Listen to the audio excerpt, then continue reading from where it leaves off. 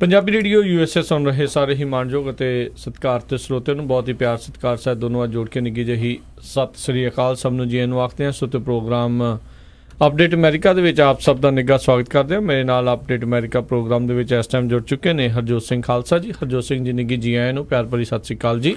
ਸਤਿ ਸ਼੍ਰੀ ਅਕਾਲ ਜੀ। Punjabi radio USA ਦੇ ਜਿੰਨੇ ਵੀ ਸਰੋਤੇ ਸਾਡੇ ਸਾਰੇ ਹੀ AM station FM station 1450 AM Yuba City 1470 AM Sacramento, ਇਸੇ ਤਰ੍ਹਾਂ 96.5 FM ਜੁਬਾ ਸਿਟੀ ਅਤੇ ਨਾਲ ਦੀ ਨਾਲ 1300 AM ਫਰਿਜ਼ਨੋ, 1350 AM ਬੇਕਰਸਫੀਲਡ ਅਤੇ ਸਾਈਡਬੈਂਡ ਵਾਲੇ ਰੇਡੀਓ ਸਟੇਸ਼ਨਸ ਜਿਹੜੇ ਸਾਡੇ ਹੈਗੇ ਸੈਨੋਜ਼ੇ ਦੇ ਵਿੱਚ, ਵਰਕਲੇ, ਸਟਾਕਟਨ, ਮੋਡੈਸਟੋ, ਮਰਸਰ, ਟਰੇਸੀ ਅਤੇ ਆਈਫੋਨ ਅਤੇ ਐਂਡਰੋਇਡਸ ਦੀ ਐਪਸ ਦੇ ਰਾਹੀਂ ਅਤੇ ਇਸੇ ਤਰ੍ਹਾਂ ਟੈਲੀਫੋਨ ਦੇ ਉੱਤੇ, ਫੇਸਬੁੱਕ ਦੇ ਉੱਤੇ ਲਾਈਵ ਸੁਣ ਰਹੇ ਹੋ। ਸਾਰਿਆਂ ਨੂੰ ਜੀ ਆਇਆਂ ਨੂੰ ਅਤੇ ਬਹੁਤ ਹੀ ਪਿਆਰ ਅਤੇ ਸਤਿਕਾਰ ਭਰੀ ਸਤਿ ਸ੍ਰੀ ਅਕਾਲ। ਅਤੇ ਸੋਚੋ ਸਾਡੇ ਅੱਜ ਦੇ ਪ੍ਰੋਗਰਾਮ ਅਪਡੇਟ ਅਮਰੀਕਾ ਨੂੰ ਤੁਹਾਡੇ ਸਾਰਿਆਂ ਤੱਕ ਪਹੁੰਚਾਉਣ 'ਚ ਸਾਡਾ ਸਹਿਯੋਗ ਦਿੱਤਾ, ਸਪੋਂਸਰ ਕੀਤਾ ਖਾਲਸਾ ਇੰਸ਼ੋਰੈਂਸ ਏਜੰਸੀ ਵਾਲੇ, ਜਿਨ੍ਹਾਂ ਦੇ ਕੋਲੋਂ ਤੁਸੀਂ ਹਰ ਇੱਕ ਤਰੀਕੇ ਦੀ ਇੰਸ਼ੋਰੈਂਸ ਕਰਵਾ ਸਕਦੇ ਹੋ। ਇੰਸ਼ੋਰੈਂਸ ਬਾਰੇ ਪਤਾ ਕਰਨ ਲਈ ਕਾਲ ਕਰ ਸਕਦੇ ਹੋ ਨੰਬਰ 408-272-2500 ਦੇ ਉੱਤੇ। ਇਸ ਦੇ ਨਾਲ ਨਾਲ Santokh Singh, Paramjit Kaur Basi, Fremont, Narjit Singh, Kulwant Kaur Padda, Roseville, Manjit Singh, Narinder Kaur Kular, Clovis, Minder Dhaliwal, Bakersfield, Jarnail Singh, Johal, Lynwood, Gurcharan Singh, Bakersfield, Stone Creek Park ਵਾਲੇ ਬਜ਼ੁਰਗ, Bakersfield, Darshan Singh Sekhon, Bakersfield, Kultar Singh, Beesla, Fresno ਅਤੇ ਅਮਰਜੀਤ ਸਿੰਘ, ਸਟਾਕਟਨ। ਇਹਨਾਂ ਸਾਰਿਆਂ ਦਾ ਬਹੁਤ ਬਹੁਤ ਧੰਨਵਾਦ ਕਰਦੇ ਹਾਂ। ਜੇਕਰ ਤੁਸੀਂ ਜਾਂ ਕੋਈ ਹੋਰ ਕਾਰੋਬਾਰ ਇਸ ਪ੍ਰੋਗਰਾਮ ਨੂੰ ਸਪੋਂਸਰ ਕਰਨਾ ਚਾਹੁੰਦੇ ਹੋ, ਸੰਪਰਕ ਕਰ ਸਕਦੇ ਹੋ 408-722-7698 ਦੇ ਉੱਤੇ, 4087227698 ਦੇ ਉੱਤੇ। ਹਰਜੋਤ ਸਿੰਘ ਜੀ, ਗੱਲਬਾਤ ਦਾ ਸਿਲਸਿਲਾ ਸ਼ੁਰੂ ਕਰਦੇ ਹਾਂ। ਜਿਵੇਂ ਆਪਾਂ ਪਿਛਲੇ ਦਿਨਾਂ ਦੇ ਵਿੱਚ ਵੀ ਦੱਸ ਰਹੇ ਹਾਂ ਵੀ ਜਿਹੜੀ ਅਮਰੀਕਾ ਅਤੇ ਨਾਰਥ ਕੋਰੀਆ ਦੀ ਜਿਹੜੀ ਸਮਿਟ ਆ ਉਸ ਨੂੰ ਲੈ ਕੇ ਅਜੇ ਵੀ ਹੁਣ ਕਾਫੀ ਭੰਬਲ ਭੂਸਾ ਬਣਿਆ ਆ। ਪਹਿਲਾਂ 12 ਜੂਨ ਦੀ ਤਰੀਕ ਮੁਕਰਰ ਕੀਤੀ ਗਈ ਸੀ, ਫਿਰ ਉਸ ਤੋਂ ਬਾਅਦ ਰਾਸ਼ਟਰਪਤੀ ਟਰੰਪ ਨੇ ਚਿੱਠੀ ਲਿਖ ਕੇ ਉਸ ਤੋਂ ਬੈਕ ਆਊਟ ਕਰ ਗਏ ਸੀ, ਕੈਂਸਲ ਕਰਤੀ ਸੀ। ਪਰ ਪਿਛਲੇ 1-2 ਦਿਨਾਂ ਦੇ ਵਿੱਚ ਫਿਰ ਇਹ ਸਰਗਰਮੀਆਂ ਜਿਹੜੀਆਂ ਆ ਉਹ ਵਧੀਆਂ ਨੇ ਅਤੇ ਇੱਦਾਂ ਲੱਗ ਰਿਹਾ ਆ ਵੀ ਸ਼ਾਇਦ ਮੁੜ ਕੇ ਇਹ ਜਿਹੜੀ ਸਮਿਟ ਆ ਉਹ ਹੋ ਸਕਦੀ ਆ। ਇਸੇ ਦੇ ਚੱਲਦਿਆਂ ਹੁਣੇ ਕੁਛ ਘੰਟੇ ਪਹਿਲਾਂ ਦੀ ਜਿਹੜੀ ਖਬਰ ਆ ਰਹੀ ਆ ਵੀ ਨਾਰਥ ਕੋਰੀਆ ਦਾ ਇੱਕ ਕਾਫੀ ਵੱਡਾ ਲੀਡਰ, ਉੱਥੋਂ ਦੀ ਜਿਹੜੀ ruling worker party central committee ਆ ਉਸ ਦਾ ਜਿਹੜਾ ਵਾਈਸ ਚੇਅਰਮੈਨ ਆ ਕਿਮ ਯੋਂਗ ਚੋਈ ਉਸ ਦਾ ਨਾਮ, ਉਹ ਜਿਹੜਾ ਅਮਰੀਕਾ ਦੇ ਵਿੱਚ ਉਹ ਕਹਿੰਦੇ ਆ ਵੀ ਉੱਥੇ ਪਹੁੰਚੇਗਾ ਅਤੇ ਅਮਰੀਕਾ ਦੇ ਵਿੱਚ ਜਿਹੜੇ ਲੀਡਰਸ ਆ ਉਹਨਾਂ ਦੇ ਨਾਲ ਗੱਲਬਾਤ ਹੋਊਗੀ। ਕਿਹੜੇ ਸਿਲਸਿਲੇ ਦੇ ਵਿੱਚ ਮੁਲਾਕਾਤ ਜਿਹੜੀ ਇਹ ਹੋਣ ਜਾ ਰਹੀ ਆ ਉਸ ਦੇ ਬਾਰੇ ਅਜੇ ਬਹੁਤਾ ਖੁਲਾਸਾ ਨਹੀਂ, ਪਰ ਬਹੁਤਿਆਂ ਦੀ ਕਿਆਸ ਰਹੀਆਂ ਇਹੀ ਆ ਵੀ ਇਹ ਜਿਹੜੀ 12 ਜੂਨ ਨੂੰ ਹੋਣ ਜਾ ਰਹੀ ਅਜੇ ਵੀ ਜਿਹੜੀ ਸਮਿਟ ਆ ਉਸ ਨੂੰ ਲੈ ਕੇ ਜਿਹੜੀ ਆ ਉਹ ਹੋ ਸਕਦੀ ਆ।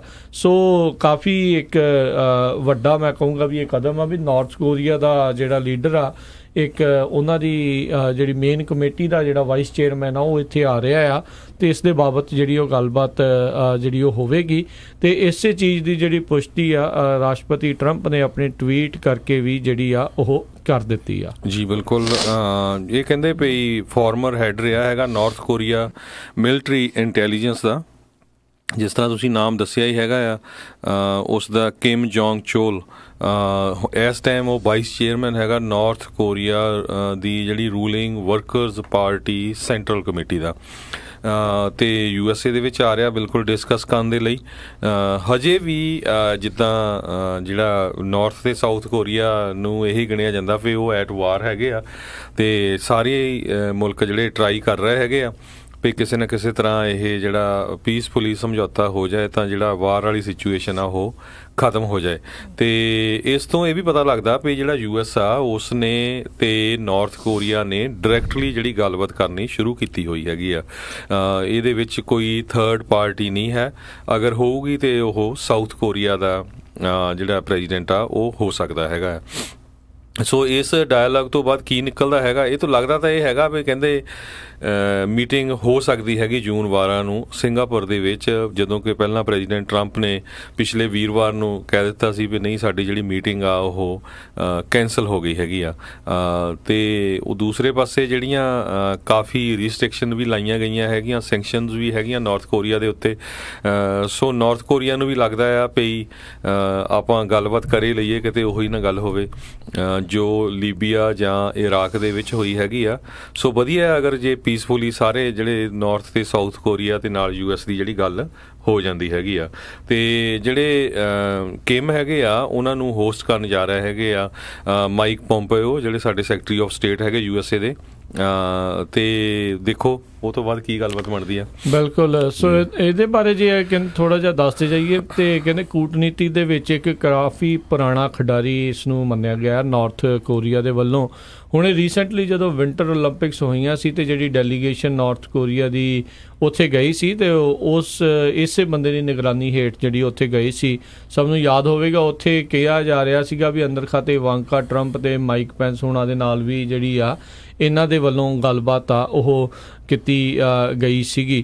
ਸੋ ਦੇਖਦੇ ਹਾਂ ਜਿਹੜਾ ਆ ਇਹ ਕੀ ਬਣਦਾ ਆ। ਤੇ ਨਾਲ ਹੀ ਹਰਜੋਤ ਸਿੰਘ ਜੀ ਇਸ ਦੇ ਉੱਤੇ ਇਹ ਵੀ ਦੋਸ਼ ਲੱਗਦੇ ਨੇ ਵੀ 2010 ਦੇ ਵਿੱਚ ਇੱਕ ਸਾਊਥ ਕੋਰੀਆ ਦਾ ਨੇਵਲ ਵੈਸਲ ਸੀਗਾ,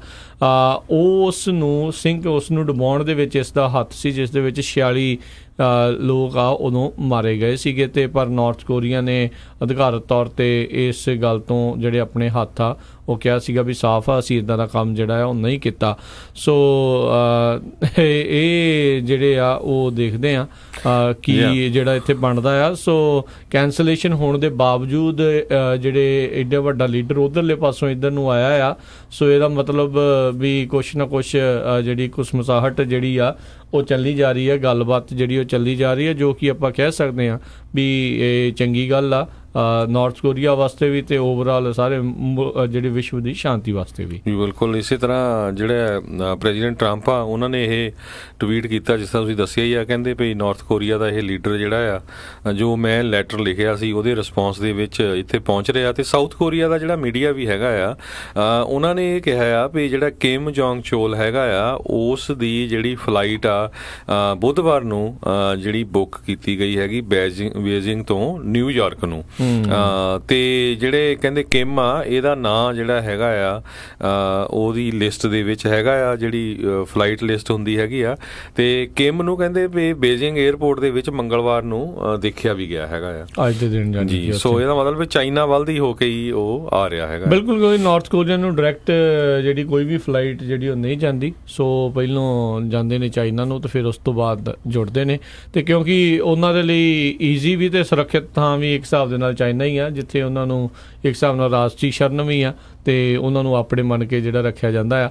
ਸੋ ਦੇਖਦੇ ਹਾਂ ਵੀ ਅਮਰੀਕਾ ਵਾਲੇ ਕਿਸ ਤਰੀਕੇ ਦਾ ਇਹਦੇ ਨਾਲ ਵਿਹਾਰ ਕਰਦੇ ਨੇ, ਕਿਉਂਕਿ ਇਸ ਦੇ ਉੱਤੇ ਕਾਫੀ ਚੀਜ਼ ਜਿਹੜੀ ਉਹ ਨਿਰਭਰ ਰਹੂਗੀ ਵੀ ਕੀ ਗੱਲਾਂ ਹੁੰਦੀਆਂ ਆ, ਇਹ ਕਿੰਨੀ ਕੁ ਡਿਪਲੋਮੈਸੀ ਦੇ ਲਈ ਤਿਆਰ ਆ ਕਿਉਂਕਿ ਸਭ ਤੋਂ ਜਿਹੜੀ ਵੱਡੀ ਗੱਲ ਹੈ ਇਹ ਜਿਹੜੇ ਕਿਮ ਯੋਂਗ ਚੋਲ ਦੇ ਨਾਲ ਵੀ ਆ ਡੀਨਿਊਕਲੀਅਰਾਈਜੇਸ਼ਨ ਦੀ ਮੈਨੂੰ ਲੱਗਦਾ ਜ਼ਰੂਰ ਇਸ ਦੇ ਵਿੱਚ ਗੱਲਬਾਤ ਉਹ ਹੋਊਗੀ। ਸੋ ਦੇਖਦੇ ਕੀ ਹੁੰਦਾ ਆ। ਤੇ ਇਹ ਵੀ ਹੋ ਸਕਦਾ ਵੀ ਜੇ ਗੱਲ ਮੰਨਦੇ ਹੋਏ ਤਾਂ ਉਪ ਰਾਸ਼ਟਰਪਤੀ ਮਾਈਕ ਪੈਂਸ ਉਹਨਾਂ ਤੋਂ ਜਿਹੜੀ ਆ ਉਹਨਾਂ ਨੂੰ ਪੋਲੀਟੀਕਲ ਡਮੀ ਕਹਿਣ ਦੇ ਲਈ ਜਿਹੜੀ ਮਾਫੀ ਵੀ ਮੰਗੀ ਜਾ ਸਕਦੀ ਹੈ। ਇਹ ਵੀ ਜਿਹੜੀ ਗੱਲਬਾਤ ਚੱਲ ਰਹੀ ਹੈ। ਬਿਲਕੁਲ। ਸਾਊਥ ਕੋਰੀਆ ਦੇ ਪ੍ਰੈਜ਼ੀਡੈਂਟ ਮੂਨ ਜੇ-ਇਨ ਜਿਹੜੇ ਹੈਗੇ ਆ ਉਹਨਾਂ ਨੇ ਕਾਫੀ ਜ਼ਿਆਦਾ ਜਿਹੜੀ ਲੌਬੀ ਕੀਤੀ ਸੀ ਨਿਊਕਲੀਅਰ ਨੈਗੋਸ਼ੀਏਸ਼ਨ ਦੀ, ਤਾਂ ਕਿ ਜਿਹੜਾ ਨਾਰਥ ਕੋਰੀਆ ਆ ਉਹਨੂੰ ਡੀਨਿਊਕਲੀਅਰਾਈਜੇਸ਼ਨ ਕੀਤਾ ਜਾ ਸਕੇ।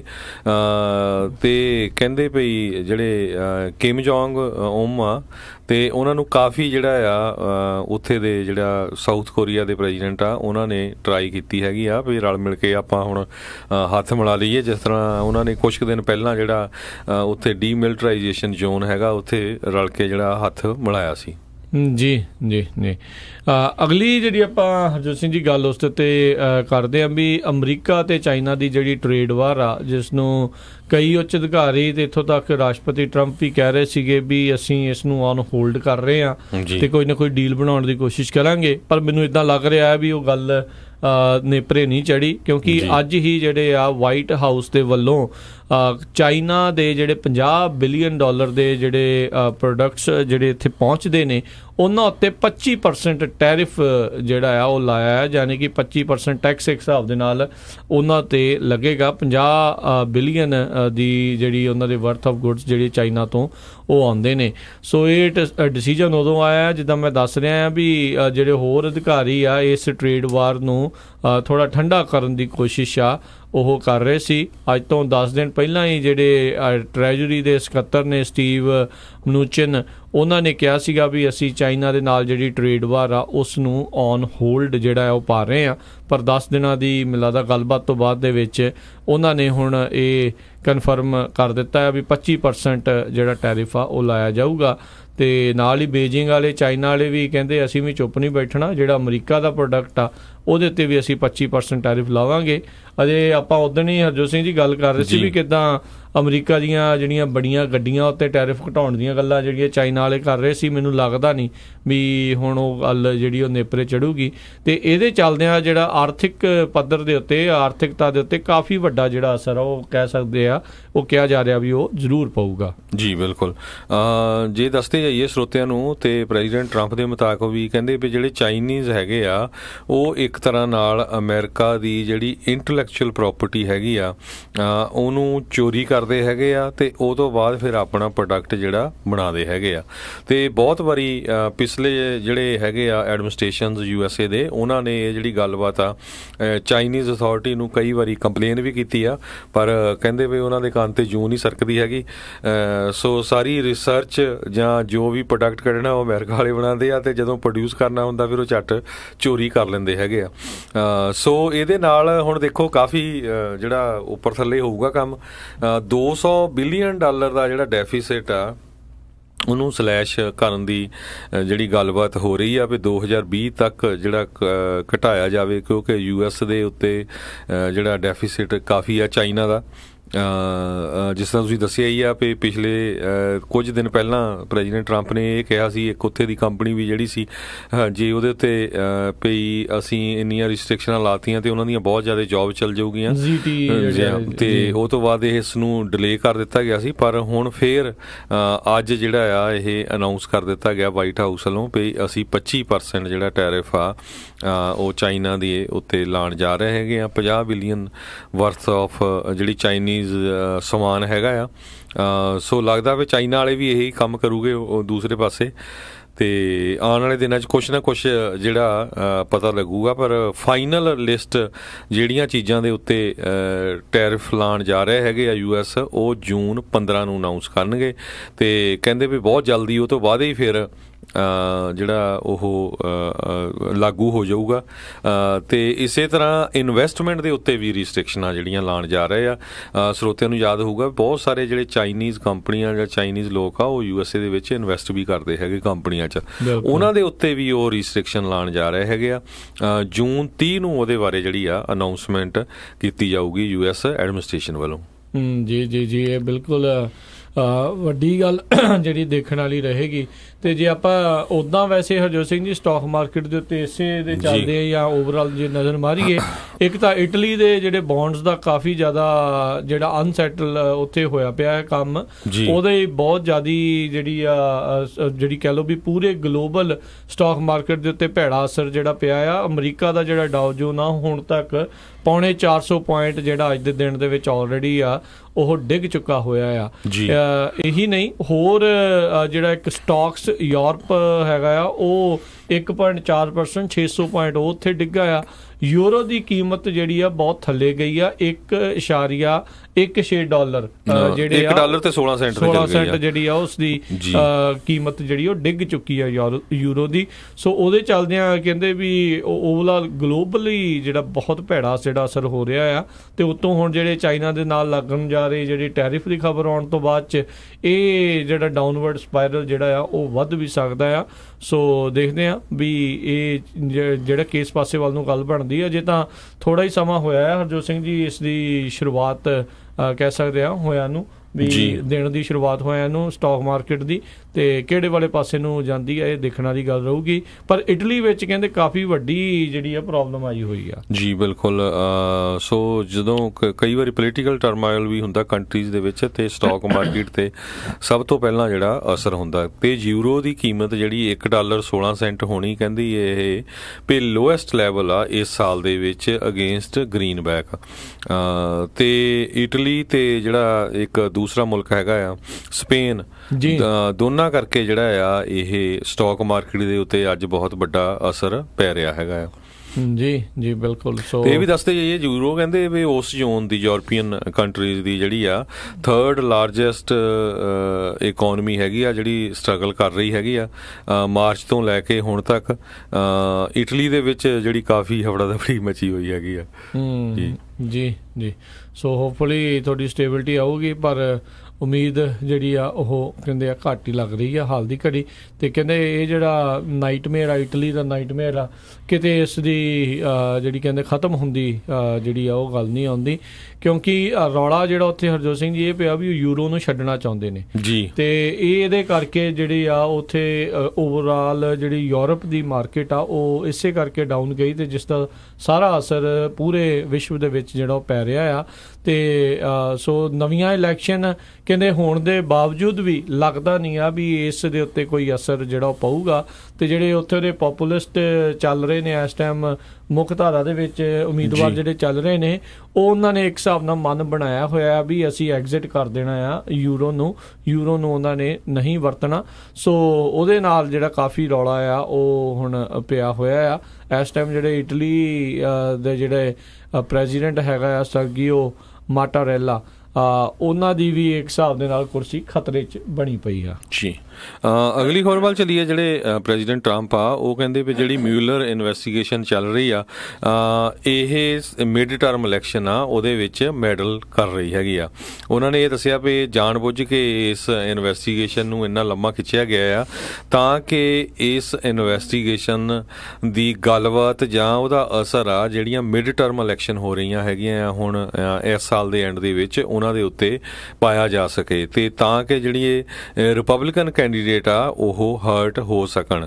ਤੇ ਇਹਦੇ ਸੰਬੰਧ ਦੇ ਵਿੱਚ ਜਿਹੜੇ ਪ੍ਰੈਜ਼ੀਡੈਂਟ ਟਰੰਪ ਆ ਉਹਨਾਂ ਨੇ ਟਵੀਟ ਕੀਤਾ ਹੈਗਾ ਆ ਵੀ 13 ਦੇ ਕਰੀਬ ਜਿਹੜੇ ਐਂਗਰੀ ਡੈਮੋਕ੍ਰੇਟ ਹੈਗੇ ਆ ਤੇ ਕੁਝ ਲੋਕ ਜਿਹੜੇ 8 ਸਾਲਾਂ ਤੋਂ ਪ੍ਰੈਜ਼ੀਡੈਂਟ ਓਬਾਮਾ ਦੇ ਲਈ ਕੰਮ ਕਰ ਰਹੇ ਸੀ ਤੇ ਰਸ਼ੀਆ ਵਿਚ ਹੰਟ ਦੇ ਵਿੱਚ ਇਨਵੋਲਵ ਹੈਗੇ ਆ, ਉਹ ਮਿਡ ਟਰਮ ਇਲੈਕਸ਼ਨ ਦੇ ਵਿੱਚ ਮੈਡਲਿੰਗ ਕਰ ਰਹੇ ਹੈਗੇ ਆ। ਤੇ ਜਿਹੜੇ ਰਿਪਬਲਿਕਨਸ ਆ ਤੁਹਾਨੂੰ ਟਫ ਰਹਿਣਾ ਚਾਹੀਦਾ ਹੈਗਾ, ਤੁਸੀਂ ਆਲਰੇਡੀ ਜਿਹੜੀ ਪੋਲਸ ਹੈਗੀਆਂ ਉਹਦੇ ਵਿੱਚ ਲੀਡ ਕਰ ਰਹੇ ਆ। ਤੇ ਨਾਲ ਦੀ ਨਾਲ ਉਹਨਾਂ ਨੇ ਫਿਰ ਉਹੀ ਆਪਣਾ ਜਿਹੜੀ ਇੱਕ ਤਰ੍ਹਾਂ ਨਾਲ ਗੱਲ ਦੁਹਰਾਈ ਹੈਗੀ ਆ ਵੀ there was no collusion except by the Democrats. So ਦੇਖੋ ਕੀ ਬਣਦਾ ਹੈਗਾ, ਪਰ ਜਿਹੜੀ ਇਹ ਇਨਵੈਸਟੀਗੇਸ਼ਨ ਚੱਲ ਰਹੀ ਆ ਹੁਣ ਕਾਫੀ ਲੰਮੇ ਸਮੇਂ ਤੋਂ ਚੱਲ ਰਹੀ ਹੈਗੀ ਆ, ਲਗਭਗ ਸਾਲ ਤੋਂ ਉੱਤੇ ਹੋ ਗਿਆ। ਉਹੀ ਰਾਸ਼ਟਰਪਤੀ ਨੇ ਜਦੋਂ 2016 ਚ ਕੈਂਪਨ ਸੀ, ਜਦੋਂ FBI ਹੈਲਰੀ ਕਲਿੰਟਨ ਨੂੰ ਇਨਵੈਸਟੀਗੇਟ ਕਰ ਰਹੀ ਸੀ, ਤੇ ਕਹਿੰਦੇ ਵੀ ਹੈਲਰੀ ਕਲਿੰਟਨ ਨੇ ਜ਼ਰੂਰ ਕੁਛ ਨਾ ਕੁਛ ਗਲਤ ਕੀਤਾ ਹੋਣਾ ਜਿਹੜੀ ਇਨਵੈਸਟੀਗੇਸ਼ਨ ਚੱਲ ਰਹੀ ਆ। ਤੇ ਹੁਣ ਤੇ ਕਹਿੰਦੇ ਕਰਪਸ਼ਨ ਉਹਨੇ ਕੋਈ ਨਾ ਕੋਈ ਕੀਤੀ ਹੋਣੀ ਆ। ਤੇ ਅੱਜ ਜਦੋਂ ਉਹਨਾਂ ਦੇ ਕੈਂਪੇਨ ਦੀ ਉਹ ਇਨਵੈਸਟੀਗੇਸ਼ਨ ਕਰ ਰਹੇ ਆ ਤੇ ਉਹ ਕਹਿੰਦੇ ਨਹੀਂ ਜੀ FBI ਜਿਹੜੀ ਉਹ ਕਰਪਟ ਹੋ ਗਈ। ਸੋ ਇਹ ਕਹਿੰਦੇ ਵੀ ਅਸੀਂ ਸਿਰਫ ਦੁੱਧ ਦੇ ਧੋਤੇ ਹੋਏ ਆ, ਬਾਕੀ ਜਿਹੜੀ ਦੇਸ਼ ਦੀ ਏਡੀ ਵੱਡੀ ਜਿਹੜੀ ਇਨਵੈਸਟੀਗੇਟਿਵ ਏਜੰਸੀ ਆ ਉਹ ਸਿਰਫ ਇੱਕ ਬੰਦੇ ਦੇ ਮਗਰ ਕਹਿੰਦੇ ਆ ਵੀ ਇੱਕ ਹਿਸਾਬ ਨਾਲ ਉਹਨਾਂ ਦੇ ਮਗਰ ਹੀ ਜਿਹੜੀ ਲੱਗੀ ਹੋਈ ਆ। ਸੋ ਆਈ ਥਿੰਕ ਕਾਫੀ ਜਿਹੜਾ ਇਸ ਟਾਈਮ ਪੈਨਿਕ ਮੋਡ ਦੇ ਵਿੱਚ ਵੀ ਜਿਹੜੇ ਆ ਉਹ ਆਏ ਹੋਏ ਆ। ਉਹਨਾਂ ਨੇ ਆਪਣੀ ਟਵੀਟ ਦੇ ਵਿੱਚ ਵੀ ਇਸੇ ਚੀਜ਼ ਦਾ ਵੀ ਜਿਹੜਾ ਉਹਨਾਂ ਨੇ ਨਾਲ ਖੁਦ ਵੀ ਜਿਹੜਾ ਜ਼ਿਕਰ ਕੀਤਾ ਸੀਗਾ। ਟਰਾਈ ਕਰ ਰਹੇ ਆ ਵੀ ਕਿਸੇ ਨਾ ਕਿਸੇ ਤਰੀਕੇ ਨਾਲ ਮਿਡ ਟਰਮ ਇਲੈਕਸ਼ਨ ਦੇ ਵਿੱਚ ਆਪਣਾ ਕਹਿ ਲਓ ਵੀ ਪੋਜ਼ੀਟਿਵ ਜਿਹੜਾ ਰਿਹਾ ਜਾਵੇ, ਰਿਪਬਲਿਕਨ ਪਾਰਟੀ ਨੂੰ ਜਿਹੜਾ ਇੱਥੇ ਫਾਇਦਾ ਹੋ ਸਕੇ। ਸੋ ਦੇਖਣ ਵਾਲੀ ਗੱਲ ਰਹੇਗੀ। ਬਹੁਤ ਸਾਰੇ ਕਈ ਰਿਪਬਲਿਕਨ ਪਾਰਟੀ ਦੇ ਜਿਹੜੇ ਆ ਲੀਡਰ ਆ ਉਹ ਵੀ ਅੱਗੇ ਆ ਰਹੇ ਨੇ, ਉਹ ਵੀ ਕਈ ਕਹਿ ਰਹੇ ਨੇ ਵੀ ਰਾਸ਼ਟਰਪਤੀ ਟਰੰਪ ਕਿਤੇ ਨਾ ਕਿਤੇ ਇੱਥੇ ਗੁੰਮਰਾਹ ਜਿਹੜਾ ਆ ਉਹ ਲੋਕਾਂ ਨੂੰ ਨਾਲ ਦੇ ਨਾਲ ਜਿਹੜਾ ਕਰ ਰਹੇ ਆ। ਇਹ ਸਾਰੀਆਂ ਚੀਜ਼ਾਂ ਕਹਿ ਕੇ ਇਹ ਕਿਤੇ ਨਾ ਕਿਤੇ ਜਿਹੜਾ ਇਸ ਦੇ ਵਿੱਚ ਝੂਠ ਵੀ ਜਿਹੜਾ ਆ ਉਹ ਬੋਲ ਰਹੇ ਨੇ। ਸੋ ਲੈਟਸ ਸੀ ਜਿਹੜਾ ਕੀ ਬਣਦਾ ਆ। ਪਰ ਇਹ ਇਨਵੈਸਟੀਗੇਸ਼ਨ ਨੇ ਇਸ ਟਾਈਮ ਅਮਰੀਕਾ ਨੂੰ ਜਿਹੜਾ ਆ ਉਹ ਪੋਲੀਟੀਕਲ ਟਰਮੋਇਲ ਦੇ ਵਿੱਚ ਜਿਹੜਾ ਜ਼ਰੂਰ ਪਾਇਆ ਹੋਇਆ ਆ। ਇਸ ਟਾਈਮ ਪਾਲਿਸੀਜ਼ ਦੀ ਹਰਜੋਤ ਸਿੰਘ ਜੀ ਗੱਲ ਨਹੀਂ ਹੋ ਰਹੀ। ਮੈਂ ਇਹ ਚੀਜ਼ ਜਿਹੜੀ ਆਪਾਂ ਜ਼ਰੂਰ ਦੇਖ ਰਹੇ ਹਾਂ ਵੀ ਇਹ ਜਿਹੜੀ ਇਨਵੈਸਟੀਗੇਸ਼ਨ ਨੂੰ ਲੈ ਕੇ ਵੀ ਤੁਸੀਂ ਸੱਚੇ ਤੇ ਅਸੀਂ ਝੂਠੇ, ਤੇ ਅਸੀਂ ਸੱਚੇ ਤੇ ਸੱਚ ਤੁਸੀਂ ਝੂਠੇ, ਉਹ ਗੱਲਾਂ ਜਿਹੜੀਆਂ ਇੱਕ ਦੂਜੇ ਦੇ ਨਾਲ ਇਹ ਪਾਰਟੀਆਂ ਜਿਹੜੀਆਂ ਇਸ ਟਾਈਮ ਕਰ ਰਹੀਆਂ ਆ। ਸੋ ਲੋਕਾਂ ਦੇ ਉੱਦਾਂ ਓਵਰਆਲ ਜਿਹੜੇ ਕਿਤੇ ਗੈਸ ਦੇ ਟੈਕਸ ਵਧੀ ਜਾ ਰਿਹਾ, ਕਿਤੇ ਕੁਛ ਹੋਈ ਜਾ ਰਿਹਾ ਆ, ਉਹਦੇ ਬਾਰੇ ਜਿਹੜੀਆਂ ਗੱਲਾਂ ਉਹ ਘੱਟ ਹੀ ਹੋ ਰਹੀਆਂ ਨੇ। ਬਿਲਕੁਲ। ਸੋ ਮਿਊਲਰ ਟੀਮ ਦੇ ਕਹਿੰਦੇ ਕਾਫੀ ਜਿਹੜੇ ਮੈਂਬਰ ਹੈਗੇ ਆ ਉਹਨਾਂ ਨੇ ਡੈਮੋਕ੍ਰੇਟ ਜਿਹੜੇ ਹੈਗੇ ਆ ਉਹਨਾਂ ਨੂੰ ਡੋਨੇਸ਼ਨਸ ਦਿੱਤੀਆਂ ਜਦੋਂ ਇਲੈਕਸ਼ਨ ਚੱਲ ਰਹੀਆਂ ਸੀਆਂ, ਪਰ ਸਟਿਲ ਕਹਿੰਦੇ ਪਈ ਇਹਦੇ ਇਕੱਲੀ ਜਿਹੜੀ ਡੈਮੋਕ੍ਰੇਟਸ ਆ ਉਹ ਨਹੀਂ ਇਸ ਇਨਵੈਸਟੀਗੇਸ਼ਨ ਦੇ ਹੱਕ ਦੇ ਵਿੱਚ, ਰਿਪਬਲਿਕਨ ਕਾਂਗਰਸਮੈਨ ਵੀ ਜਿਹੜੇ ਹੈਗੇ ਆ ਉਹ ਇਨਕੁਆਰੀ ਭਾਲਦੇ ਹੈਗੇ ਆ ਵੀ ਇਹਦੇ ਸੰਬੰਧ ਦੇ ਵਿੱਚ ਪੂਰੀ ਤਰ੍ਹਾਂ ਹੋਣੀ ਚਾਹੀਦੀ ਆ। ਤੇ ਸਰੋਤਿਆਂ ਨੂੰ ਦੱਸਦੀ ਜਾਈਏ, ਜਿਹੜੇ ਰੋਬਰਟ ਮਿਲਰ ਹੈਗੇ ਆ ਉਹ ਰਜਿਸਟਰਡ ਰਿਪਬਲਿਕਨ ਹੈਗੇ ਆ, ਤੇ FBI ਦੇ ਡਾਇਰੈਕਟਰ ਉਹਨਾਂ ਨੂੰ ਪ੍ਰੈਜ਼ੀਡੈਂਟ ਜਾਰਜ W ਬੁਸ਼ ਦੇ ਸਮੇਂ ਦੇ ਉੱਤੇ ਲਾਇਆ ਗਿਆ ਸੀ। ਇਸੇ ਤਰ੍ਹਾਂ ਜਿਹੜੇ ਡਿਪਟੀ ਅਟਾਰਨੀ ਜਨਰਲ ਰੌਡ ਰੋਜ਼ਨਸਟੇਨ ਹੈਗੇ ਆ, ਉਹ ਵੀ ਰਜਿਸਟਰਡ ਰਿਪਬਲਿਕਨ ਹੈਗੇ, ਜਿਨ੍ਹਾਂ ਨੂੰ ਪ੍ਰੈਜ਼ੀਡੈਂਟ ਟਰੰਪ ਨੇ ਪਿੱਛੇ ਜਿਹੇ ਅਪੁਆਇੰਟ ਕੀਤਾ ਸੀ। ਜੀ ਸੋ ਦੇਖਦੇ ਹਾਂ ਓਵਰਆਲ ਇਸ ਚੀਜ਼ ਦੇ ਵਿੱਚ ਜਿਹੜੀ ਆ ਉਹ ਕੀ ਗੱਲ ਬਣਦੀ ਆ, ਪਰ ਸਿਚੁਏਸ਼ਨ ਜਿਹੜੀ ਓਵਰਆਲ ਜਿਹੜੀ ਠੀਕ ਨਹੀਂ ਲੱਗ ਰਹੀ। ਆਈ ਥਿੰਕ ਰਾਸ਼ਟਰਪਤੀ ਟਰੰਪ ਨੂੰ ਧਿਆਨ ਦੇਣਾ ਚਾਹੀਦਾ। ਜਿਹੜੀ ਨਾਰਥ ਕੋਰੀਆ ਦੇ ਨਾਲ ਜਿਹੜੀ ਡੀਲ ਹੋ ਰਹੀ ਆ, ਵੈਟਰਨ ਅਫੇਅਰ ਦਾ ਬੰਦਾ ਕਿਹੜਾ ਲਾਉਣਾ ਆ, ਉਸ ਦੇ ਉੱਤੇ ਜਿਹੜਾ ਦੇਖਣਾ ਚਾਹੀਦਾ ਆ।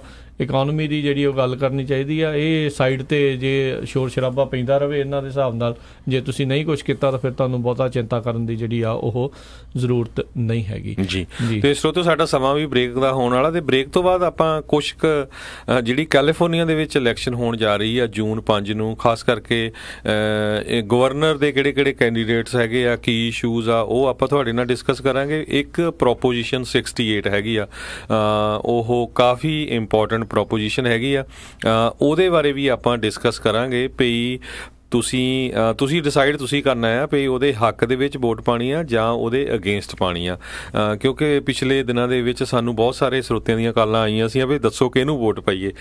ਆਪਾਂ ਰੇਡੀਓ ਤੇ ਇਹ ਤਾਂ ਨਹੀਂ ਦੱਸ ਸਕਦੇ ਤੁਸੀਂ ਕਿਹਨੂੰ ਵੋਟ ਪਾਓ, ਕਿਉਂਕਿ ਸਾਡੇ ਪਰਸਨਲ ਵਿਊ ਆਪਣੇ ਕੁਝ ਵੀ ਹੋ ਸਕਦੇ ਆ ਜੀ, ਪਰ ਆਪਾਂ ਤੁਹਾਨੂੰ ਦੱਸਾਂਗੇ ਵੀ ਆਹ ਜਿਹੜੇ ਕੈਂਡੀਡੇਟ ਆ, ਆਹ ਇੱਥੇ ਖੜਦੇ ਆ, ਆਹ ਕੈਂਡੀਡੇਟ ਦੀ ਬੈਕਗਰਾਊਂਡ ਕੀ ਹੈਗੀ ਆ, ਤੇ ਡਿਸਾਈਡ ਜਿਹੜਾ ਆ ਉਹ ਤੁਸੀਂ ਕਰਨਾ ਹੈਗਾ ਜੀ। ਤੇ ਮਿਲਦੇ ਆ ਤੁਹਾਨੂੰ ਸਾਰਿਆਂ ਨੂੰ ਬ੍ਰੇਕ ਤੋਂ ਬਾਅਦ।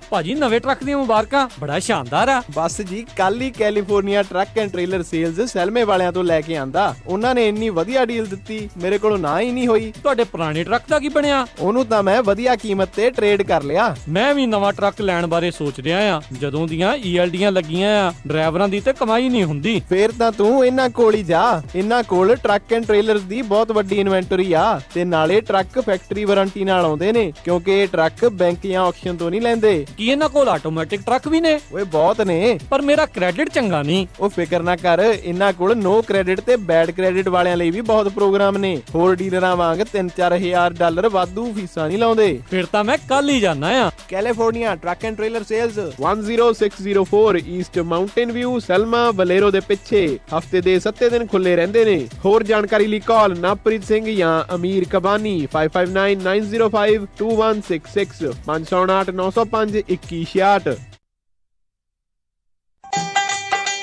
ਕਿੱਦਾਂ ਵੀ ਨਿੰਮਿਆ, ਕੀ ਹਾਲ ਆ ਤੇਰਾ? ਮੈਂ ਤਾਂ ਵਧੀਆ ਆ, ਟਰੱਕ ਹੀ ਖਰਾਬ ਹੋਇਆ ਪਿਆ ਆ। ਐਲਗਰੋਵ ਏਰੀਆ ਤੁਰਿਆ ਫਿਰਦਾ ਆ, ਮੋਟਰ ਭਾਲਦਾ ਆ। ਤੈਨੂੰ ਮੈਂ ਐਡਰੈਸ ਦਿੰਦਾ, ਲੈ ਐਡਰੈਸ ਨੋਟ ਕਰ।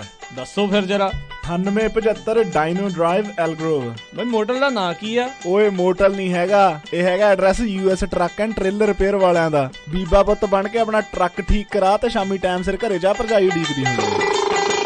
US truck and trailer repair, ਜਿਨ੍ਹਾਂ ਕੋਲੋਂ ਤੁਸੀਂ engine work, transmission, rear and clutch, oil change ਜਾਂ ਬ੍ਰੇਕ ਸਰਵਿਸ ਵਰਗਾ ਕੋਈ ਵੀ ਕੰਮ ਕਰਾ ਸਕਦੇ ਹੋ। ਇਹ ਹਰ ਤਰੀਕੇ ਦੇ ਟਰੱਕ ਅਤੇ ਟ੍ਰੇਲਰਾਂ ਦੀਆਂ ਅਲਾਈਨਮੈਂਟ ਅਤੇ ਮੁਰੰਮਤ ਕਰਦੇ ਨੇ, ਤੇ ਤੁਸੀਂ ਇਹਨਾਂ ਤੋਂ ਆਪਣੇ ਟਰੱਕਾਂ ਲਈ ਪੁਰਾਣੇ ਅਤੇ ਨਵੇਂ ਟਾਇਰ ਬਹੁਤ ਹੀ ਵਾਜਿਬ ਦਾਮਾਂ ਤੇ ਵੀ ਖਰੀਦ ਸਕਦੇ ਹੋ। ਇਹ ਹਫਤੇ ਦੇ 7 ਦਿਨ ਸਵੇਰੇ 8 ਤੋਂ ਲੈ ਕੇ 6 ਵਜੇ ਤੱਕ ਖੁੱਲੇ ਰਹਿੰਦੇ ਨੇ। ਹੋਰ ਜਾਣਕਾਰੀ ਲਈ ਆਪ ਜੀ ਕਾਲ ਕਰੋ 916 686 2664 916 686 2664। ਤੇ ਇਹਨਾਂ ਦਾ ਐਡਰੈਸ ਹੈ 9875 Dino Drive Elk Grove, California.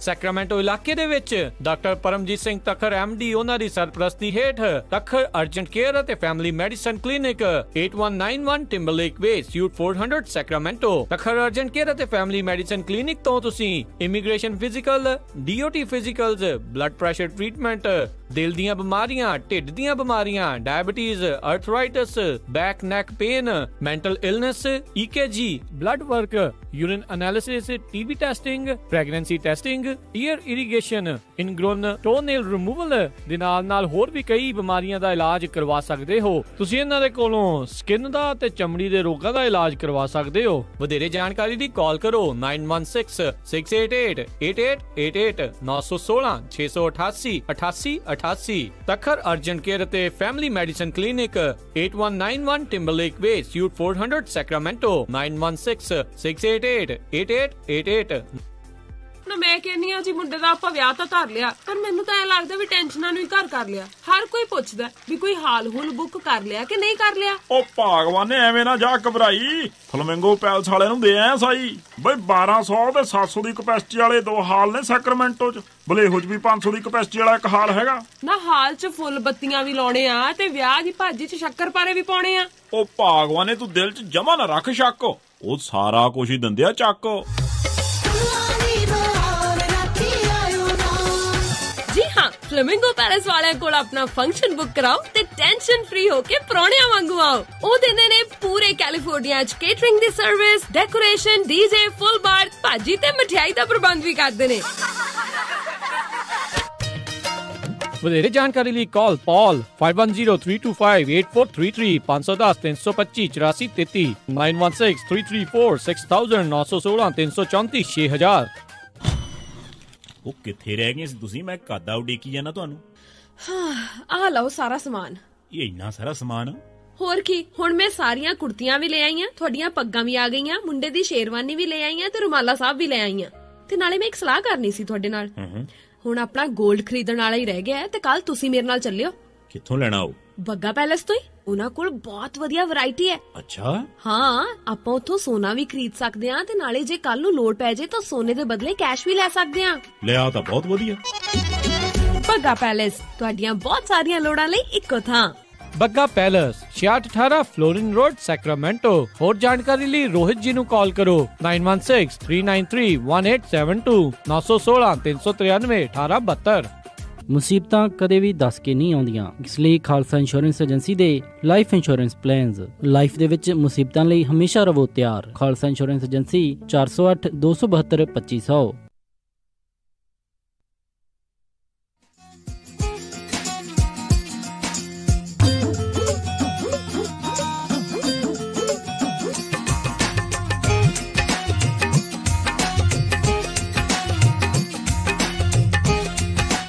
Punjabi radio USA ਸੁਣ ਰਹੇ ਸਾਰੇ ਸਰੋਤਿਆਂ ਨੂੰ ਇੱਕ ਵਾਰੀ ਫੇਰ ਨਿੱਘੀ ਜੀ ਆਇਆਂ ਨੂੰ। ਸਭ ਦਾ ਸਵਾਗਤ ਹੈ ਸਰੋਤਿਓ ਪ੍ਰੋਗਰਾਮ ਦੇ ਵਿੱਚ। ਪ੍ਰੋਗਰਾਮ ਚੱਲ ਰਿਹਾ ਜੀ ਅਪਡੇਟ ਅਮਰੀਕਾ ਤੇ ਹਰਜੋਤ ਸਿੰਘ ਜੀ ਆਇਆਂ ਨੂੰ ਸਵਾਗਤ ਹੈ। ਸਤਿ ਸ਼੍ਰੀ ਅਕਾਲ। ਸਤਿ ਸ਼੍ਰੀ ਅਕਾਲ ਜੀ, ਧੰਨਵਾਦ ਇੱਕ ਵਾਰੀ ਫੇਰ ਜਿੰਨੇ ਵੀ ਸਰੋਤੇ ਸਾਡੇ ਨਾਲ ਦੁਆਰਾ ਕੇ ਜੁੜੇ ਹੋਏ ਸਾਰਿਆਂ ਨੂੰ ਜੀ ਆਇਆਂ ਨੂੰ ਤੇ ਬਹੁਤ ਹੀ ਪਿਆਰ ਤੇ ਸਤਿਕਾਰ ਭਰੀ ਸਤਿ ਸ਼੍ਰੀ ਅਕਾਲ। ਸਰੋਤਿਓ, ਜਿਹੜਾ ਸਾਡਾ ਪ੍ਰੋਗਰਾਮ ਹੁੰਦਾ ਅਪਡੇਟ ਅਮਰੀਕਾ ਕਾਫੀ ਇਨਫੋਰਮੇਟਿਵ ਹੁੰਦਾ ਹੈਗਾ। ਅਸੀਂ ਕਾਫੀ ਮਿਹਨਤ ਦੇ ਨਾਲ ਜਿਹੜਾ ਸਾਰੀਆਂ ਨਿਊਜ਼ ਡੇਟਾ ਇਕੱਠਾ ਕਰਦੇ ਹੈਗੇ। ਵੱਧ ਤੋਂ ਵੱਧ ਆਪਣੇ ਦੋਸਤਾਂ ਮਿੱਤਰਾਂ ਦੇ ਵਿੱਚ, ਰਿਸ਼ਤੇਦਾਰਾਂ ਦੇ ਵਿੱਚ ਹਰ ਇੱਕ ਨਾਲ ਸਾਂਝਾ ਕਰਿਆ ਕਰੋ, ਤਾਂ ਕਿ ਜਿਹੜੇ ਮੁਲਕ ਦੇ ਵਿੱਚ ਤੁਸੀਂ ਰਹਿੰਦੇ ਹੈਗੇ ਆ ਜਾਂ ਜਿਹੜੇ ਲੋਕਾਂ ਨੇ ਇਸ ਮੁਲਕ ਦੇ ਵਿੱਚ ਆਉਣਾ ਹੈਗਾ ਆ ਜਾਂ ਜਿਹੜੇ ਸਾਡੇ ਗੁਆਂਢੀ ਮੁਲਕ ਦੇ ਹੈਗੇ ਆ, ਉਹਨਾਂ ਨੂੰ ਪਤਾ ਲੱਗੇ ਵੀ ਇੱਥੇ ਕੀ ਕੁਛ ਹੋ ਰਿਹਾ ਹੈਗਾ ਆ। ਵੱਧ ਤੋਂ ਵੱਧ ਜਿਹੜਾ ਇਹ ਪ੍ਰੋਗਰਾਮ ਸ਼ੇਅਰ ਕਰਿਆ ਕਰੋ ਜੀ। ਅਗਲੀ ਜਿਹੜੀ ਆਪਾਂ ਹਰਜੋਤ ਸਿੰਘ ਜੀ ਕੁਛ ਖਬਰਾਂ ਵੱਲ ਕਰਦੇ ਹਾਂ, ਫਿਰ ਤੁਹਾਨੂੰ ਕੈਲੀਫੋਰਨੀਆ ਦੇ ਬੈਲਟ ਦੇ ਉੱਤੇ ਕੀ ਹੈਗਾ ਆ, ਸਟੇਟ ਲੈਵਲ ਦੇ ਉੱਤੇ ਜਿਹੜੇ ਕਿਹੜੇ ਮੈਜਰਸ ਆ ਉਹ ਆ ਰਹੇ ਆ, ਉਸ ਦੇ ਬਾਰੇ ਤੁਹਾਨੂੰ ਆਪਾਂ ਜਾਣਕਾਰੀ ਦੇਵਾਂਗੇ। ਹੁਣੇ ਜਿਹੜੀ ਕੁਛ ਰਿਪੋਰਟਾਂ ਆ ਰਹੀਆਂ ਵੀ ਜਿਹੜੀਆਂ ਇੱਕ ਸਾਊਥ ਕੈਰੋਲੀਨਾ ਦੇ ਜਿਹੜੇ ਜਰਨਲਿਸਟ ਆ ਉਹਨਾਂ ਦਾ ਜਿਹੜਾ ਦੇਹਾਂਤ ਹੋ ਗਿਆ। ਐਂਕਰਮੈਨ ਇੱਕ ਮਾਈਕ ਮੈਕਕੋਰਮਿਕ ਤੇ ਫੋਟੋ ਜਰਨਲਿਸਟ ਐਰਨ ਸਮੈਟਜ਼ਰ, ਇਹਨਾਂ ਦੀ ਮੌਤ ਹੋ ਗਈ ਜਦੋਂ ਇੱਕ weather conditions Polk County North Carolina ਦੇ ਵਿੱਚ ਉਹ ਕਵਰ ਕਰ ਰਹੇ ਸੀਗੇ ਤੇ ਉਹਨਾਂ ਦੀ ਜਿਹੜੀ ਵੈਨ ਸੀਗੀ, ਨਿਊਜ਼ ਵੈਨ ਸੀ, ਉਸ ਦੇ ਉੱਤੇ ਜਿਹੜਾ ਰੁੱਖ ਜਿਹੜਾ ਆ ਦਰਖਤ ਡਿੱਪਿਆ, ਜਿਸ ਕਰਕੇ ਉਹਨਾਂ ਦੀ ਉਸ ਦੇ ਵਿੱਚ ਕੁਚਲ ਕੇ ਜਿਹੜੀ ਆ ਉਹ ਮੌਤ ਹੋ ਗਈ। ਉੱਥੇ ਹੀ ਮੌਕੇ ਤੇ ਹੀ ਦੋਨਾਂ ਦਾ ਦੇਹਾਂਤ ਹੋ ਗਿਆ। ਨਾਰਥ ਕੈਰੋਲੀਨਾ ਦੇ ਗਵਰਨਰ ਰਾਏ ਕੂਪਰ ਆ, ਉਹਨਾਂ ਨੇ ਇਹੀ ਜਾਣਕਾਰੀ ਦਿੱਤੀ ਵੀ ਇਹ weather related, storm related conditions ਦੇ ਕਰਕੇ ਇਹਨਾਂ ਦੋਨਾਂ ਦੀ ਜਿਹੜੀ ਮੌਤ ਹੋਈ ਆ। ਬਹੁਤ ਜ਼ਿਆਦਾ ਜਿਹੜੀ ਆ ਮਾੜੀ ਸਿਚੁਏਸ਼ਨ ਬਣੀ ਆ। ਇਹ ਦੱਸ ਜਾਏ ਵੀ ਇਸ ਇੱਕ ਵਾਰੀ ਫੇਰ ਉੱਥੇ ਜਿਹੜੇ ਇੱਦਾਂ ਦੇ ਹਾਲਾਤ ਬਣੇ ਪਏ ਆ, ਉਹ ਜਿਹੜੇ ਈਸਟ ਕੋਸਟ ਵਾਲੇ ਉੱਧਰਲੇ ਪਾਸੇ, ਫਲੋਰੀਡਾ ਵਾਲੇ ਪਾਸੇ, ਨਾਰਥ ਕੈਰੋਲੀਨਾ, ਸਾਊਥ ਕੈਰੋਲੀਨਾ, ਉਹ ਸਾਰੇ ਪਾਸੇ ਕਾਫੀ ਭਾਰੀ ਜਿਹੜੇ ਆ ਮੀਂਹ ਉੱਧਰ ਪੈ ਰਹੇ ਆ। ਸਟ੍ਰੋਮੀ ਕੰਡੀਸ਼ਨ ਜਿਹੜੀਆਂ ਬਣੀਆਂ ਹੋਈਆਂ ਆ, ਜਿਸ ਕਰਕੇ ਇਹ ਸਿਚੁਏਸ਼ਨ ਹੋਈ ਆ ਵੀ ਜਿਹੜੀ ਕਹਿੰਦੇ ਆ ਵੀ ਧਰਤੀ ਪੂਰੀ ਜਿਹੜੀ ਆ ਰਸ ਮਿਸ ਗਈ ਆ ਪਾਣੀ ਦੇ ਨਾਲ, ਤੇ ਸਾਰੀਆਂ ਚੀਜ਼ਾਂ ਇੱਕ ਹਿਸਾਬ ਦੇ ਨਾਲ ਈਜ਼ੀ ਹੋ ਗਈਆਂ ਜਿਹੜੀਆਂ ਆ ਉਹ ਜਦੋਂ ਤੇਜ਼ ਹਵਾ ਆਉਂਦੀ ਆ ਤੇ ਉਹ ਪੱਟ ਹੋ ਜਾਂਦੀ ਹੈ। ਇਸੇ ਦੇ ਚੱਲਦੇ ਹੀ ਇਹਨਾਂ ਦੋਨਾਂ ਦੀ ਉੱਥੇ ਮੌਤ ਹੋ ਗਈ ਹੈ। ਬਿਲਕੁਲ। ਅਗਲੀ ਖਬਰ ਵੱਲ ਚਲੀਏ। ਹਵਾਈ ਦੇ ਵਿੱਚ ਜਿਹੜੇ ਉੱਥੇ ਦੇ ਆਫੀਸ਼ੀਅਲਸ ਹੈਗੇ ਆ ਕਾਉਂਟੀ ਦੇ, ਉਹਨਾਂ ਨੇ ਹੁਣ ਜਿਹੜਾ ਕਹਿੰਦੇ ਲੇਲਾਨੀ ਏਰੀਆ ਅਸਟੇਟ ਕਰਕੇ ਜਿਹਨੂੰ ਜਾਇਆ ਜਾਂਦਾ ਹੈ, ਲੇਲਾਨੀ ਅਸਟੇਟ ਸਬ ਡਿਵੀਜ਼ਨ, ਉੱਥੇ ਲੋਕਾਂ ਦੇ ਘਰਾਂ ਦੇ ਵਿੱਚ ਜਾ ਕੇ ਡੋਰ ਖੜਕਾ ਕੇ ਉਹਨਾਂ ਨੂੰ ਕਹਿਣਾ ਸ਼ੁਰੂ ਕਰ ਦਿੱਤਾ ਹੈ ਵੀ ਹੁਣ ਇੱਥੋਂ ਤੁਹਾਨੂੰ ਭੱਜ ਜਾਣਾ ਚਾਹੀਦਾ, ਫਲੀ ਹੋ ਜਾਣਾ ਚਾਹੀਦਾ, ਕਿਉਂਕਿ ਜਿਹੜਾ ਲਾਵਾ ਆ ਬੜੀ ਤੇਜ਼ੀ ਦੇ ਨਾਲ ਫੈਲ ਰਿਹਾ ਹੈਗਾ। ਪਿਛਲੇ ਦਿਨਾਂ ਦੇ ਵਿੱਚ 20 ਦੇ ਕਰੀਬ ਜਿਹੜੇ ਹੋਰ ਘਰ ਹੈਗੇ ਆ ਉਹ ਲਾਵੇ ਦੀ ਲਪੇਟ ਦੇ ਵਿੱਚ ਆ ਗਏ ਹੈਗੇ ਆ।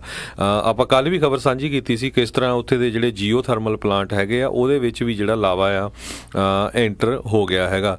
ਤੇ ਅਰਥਕੁਏਕ ਵੀ ਦੂਸਰੇ ਪਾਸੇ ਆ ਰਹੇ ਹੈਗੇ ਆ। ਪੈਸੀਫਿਕ ਸੁਨਾਮੀ ਵਾਰਨਿੰਗ ਸੈਂਟਰ ਜਿਹੜਾ ਓਹਾਇਓ ਆ, ਉਹਨਾਂ ਨੇ ਰਿਪੋਰਟ ਕੀਤਾ ਹੈਗਾ 4.4 ਮੈਗਨੀਚਿਊਡ ਦਾ ਅਰਥਕੁਏਕ ਜਿਹੜਾ ਆ ਹਲੀਨਾ ਰੀਜਨ ਆਫ ਕਲੂਆ ਵੈਲਕੋਨੀ ਏਰੀਆ ਦੇ ਵਿੱਚ ਆਇਆ ਹੈਗਾ ਆ। ਤੇ ਕਾਫੀ ਜਿਹੜੀ ਸਿਚੁਏਸ਼ਨ ਆ ਉੱਥੇ ਜਿਹੜੀ ਆ ਟੈਂਸ ਬਣੀ ਹੋਈ ਹੈਗੀ ਆ। ਤੇ ਕਹਿੰਦੇ ਵੀ ਟੈਂਪਰੇਚਰ ਜਿੱਥੋਂ ਲਾਵਾ ਨਿਕਲ ਰਿਹਾ ਇੰਨਾ ਹਾਈ ਆ, 2000 ਡਿਗਰੀ ਦੇ ਕਰੀਬ ਹੈਗਾ ਟੈਂਪਰੇਚਰ। ਤੇ ਜਿਹੜੀਆਂ ਰੌਕਸ ਹੈਗੀਆਂ ਆ, ਪੱਥਰ ਜਿਹੜੇ ਹੈਗੇ ਆ, ਉਹ ਵੀ ਜਿਹੜੇ ਪਿਘਲ ਰਹੇ ਹੈਗੇ ਆ।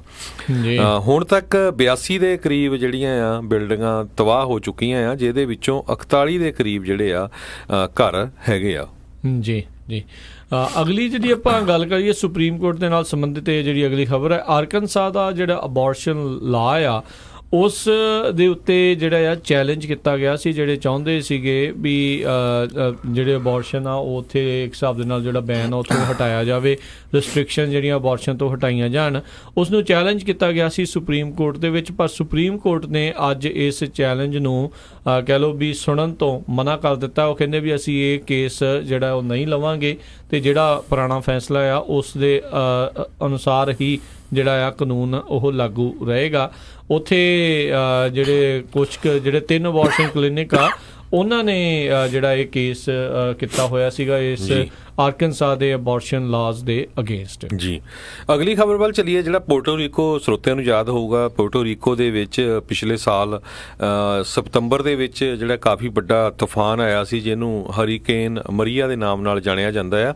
ਤੇ ਬੜੀ ਇੱਕ ਜਿਹੜੀ ਖਬਰ ਆਈ ਹੈਗੀ ਆ ਉਹਦੇ ਮੁਤਾਬਕ ਕਹਿੰਦੇ ਵੀ ਜਿਹੜੇ ਗਵਰਨਮੈਂਟ ਆਫੀਸ਼ੀਅਲਸ ਆ US ਦੇ, ਉਹਨਾਂ ਨੇ ਇਹ ਕਿਹਾ ਸੀ ਵੀ ਸਿਰਫ 64 ਦੇ ਕਰੀਬ ਜਿਹੜੇ ਲੋਕ ਆ ਉਹਨਾਂ ਦੀਆਂ ਮੌਤਾਂ ਹੋਈਆਂ। ਪਰ ਹੁਣ ਹਾਰਵਰਡ ਯੂਨੀਵਰਸਿਟੀ ਦੇ ਜਿਹੜੇ ਹੈਗੇ ਆ, Harvard TH chain school of public health ਹੈਗਾ ਆ, ਉਹਨਾਂ ਨੇ ਜਿਹੜਾ ਡਾਟਾ ਕਲੈਕਟ ਕੀਤਾ, ਉਹਨਾਂ ਦੇ ਮੁਤਾਬਕ ਕਹਿੰਦੇ ਵੀ ਜਿਹੜੀਆਂ ਉੱਥੇ ਮੌਤਾਂ ਆ 5000 ਦੇ ਲਾਗੇ ਛਾਗੇ ਪਹੁੰਚ ਗਈਆਂ ਹੈਗੀਆਂ। ਕਹਿੰਦੇ ਸਤੰਬਰ 2017 ਤੋਂ ਲੈ ਕੇ ਦਸੰਬਰ 31 2017 ਤੱਕ 4645 ਮੌਤਾਂ ਜਿਹੜੀਆਂ 4645 ਮੌਤਾਂ ਪੋਰਟੋ ਰੀਕੋ ਦੇ ਵਿੱਚ ਰਿਪੋਰਟ ਕੀਤੀਆਂ ਗਈਆਂ ਜਿਹੜੀਆਂ ਇਸ ਹਰੀਕੇਨ ਦੀ ਵਜ੍ਹਾ ਦੇ ਕਰਕੇ ਹੋਈਆਂ। ਸੋ ਬਹੁਤ ਹੀ ਅੰਡਰ ਐਸਟੀਮੇਟ ਜਿਹੜਾ US ਗਵਰਨਮੈਂਟ ਆ ਉਹਦੇ ਵੱਲੋਂ ਕੀਤਾ ਗਿਆ ਸੀ। ਸੋ ਇਹ ਆਪਾਂ ਕਹਿ ਸਕਦੇ ਹਾਂ ਵੀ ਜਿੱਥੇ ਦੀ ਮਰਜ਼ੀ ਸਰਕਾਰ ਦੀ ਆਪਾਂ ਗੱਲ ਕਰ ਲਈਏ, ਜਦੋਂ ਇਦਾਂ ਦੇ ਆંકੜੇ ਪੇਸ਼ ਕਰਨ ਦੀ ਗੱਲ ਆਉਂਦੀ ਆ ਤਾਂ ਥੋੜੀ ਬਹੁਤੀ ਜਿਹੜੀ ਆ ਇਸ ਦੇ ਵਿੱਚ ਹੇਰਾ ਫੇਰੀਆਂ ਜਿਹੜੀਆਂ ਉਹ ਕਰ ਜਾਂਦੇ ਨੇ। ਜੀ। ਤੇ ਹਰਜੋਤ ਸਿੰਘ ਜੀ, ਅਗਲੀ ਇੱਕ ਹੋਰ ਖਬਰ ਦੱਸਦੇ ਜੀ। ਨਾਰਥ ਕੈਰੋਲੀਨਾ ਦੇ ਜਿਹੜਾ ਯੂਨੀਵਰਸਿਟੀ ਦਾ ਇੱਕ ਚਾਰਲਟ ਦੇ ਵਿੱਚ ਸਟੂਡੈਂਟ ਪਿਛਲੇ ਦਿਨੀ ਉਸ ਦੀ ਮੌਤ ਹੋ ਗਈ ਸੀ। ਪਾਰਟੀ ਬੱਸ ਦੇ ਵਿੱਚੋਂ ਉਸ ਦੇ ਡਿੱਗਣ ਦੇ ਕਰਕੇ ਮੌਤ ਹੋਈ ਸੀ ਉਸ ਕੁੜੀ ਦੀ। ਤੇ ਉਹ ਅੰਡਰਏਜ ਕੁੜੀ ਦੱਸੀ ਜਾਂਦੀ ਸੀਗੀ ਵੀ ਉਹ ਅਜੇ ਉਸ ਦੀ ਉਮਰ ਨਹੀਂ ਸੀਗੀ ਦਾਰੂ ਜਿਹੜੀ ਹੈ ਸ਼ਰਾਬ ਆ ਉਹ ਪੀਣ ਵਾਲੀ। 20 ਸਾਲ ਉਸ ਦੀ ਉਮਰ ਸੀ। ਪੋਲੀ ਰੋਜਰਸ। ਤੇ ਕਹਿੰਦੀ ਜਿਸ ਟਾਈਮ ਉਹਦੀ ਬਾਅਦ ਦੇ ਵਿੱਚ ਅਟੋਪਸੀ ਕੀਤੀ ਗਈ ਤਾਂ ਉਸ ਦਾ ਬਲੱਡ ਅਲਕੋਹਲ ਕੰਟੈਂਟ 0.19 ਜਿਹੜਾ ਆ ਉਹ ਪਾਇਆ ਗਿਆ। ਇਹਦਾ ਮਤਲਬ ਵੀ ਅੰਡਰਏਜ ਹੋਣ ਦੇ ਬਾਵਜੂਦ ਵੀ ਉੱਥੇ ਉਹ ਜਿਹੜਾ ਅਲਕੋਹਲ ਦਾ ਸੇਵਨ ਜਿਹੜਾ ਉਹ ਕਰ ਰਹੀ ਸੀ, ਇਹ ਰਿਪੋਰਟ ਜਿਹੜੀ ਉਹ ਦੱਸਦੀ ਆ। ਸੋ ਡਬਲ ਦੀ ਲੀਗਲ ਲਿਮਟ, ਇੱਕ ਹਿਸਾਬ ਦੇ ਨਾਲ ਲੀਗਲ ਲਿਮਟ ਤੋਂ ਡਬਲ ਤੋਂ ਵੀ ਜ਼ਿਆਦਾ ਜਿਹੜੀ ਉਸਨੇ ਦਾਰੂ ਪੀ ਰੱਖੀ ਹੋਈ ਸੀ। 21 ਸਾਲ ਨਾਰਥ ਕੈਰੋਲੀਨਾ ਦੇ ਵਿੱਚ ਜਿਹੜੀ ਆ ਉਹ ਏਜ ਲਿਮਟ ਹੈਗੀ ਆ ਵੀ ਉਸ ਤੋਂ ਬਾਅਦ ਦੇ ਵਿੱਚ ਹੀ ਤੁਸੀਂ ਅਧਿਕਾਰਤ ਤੌਰ ਦੇ ਉੱਤੇ ਜਿਹੜਾ ਸ਼ਰਾਬ ਜਾਂ ਖਰੀਦ ਸਕਦੇ ਹੋ ਜਾਂ ਪੀ ਸਕਦੇ ਹੋ। ਸੋ ਇੱਦਾਂ ਦਾ ਜਿਹੜਾ ਕੰਮ ਹੋਣਾ ਇਹ ਬਹੁਤ ਜਿਹੜੀ ਮਾੜੀ ਗੱਲ ਆ।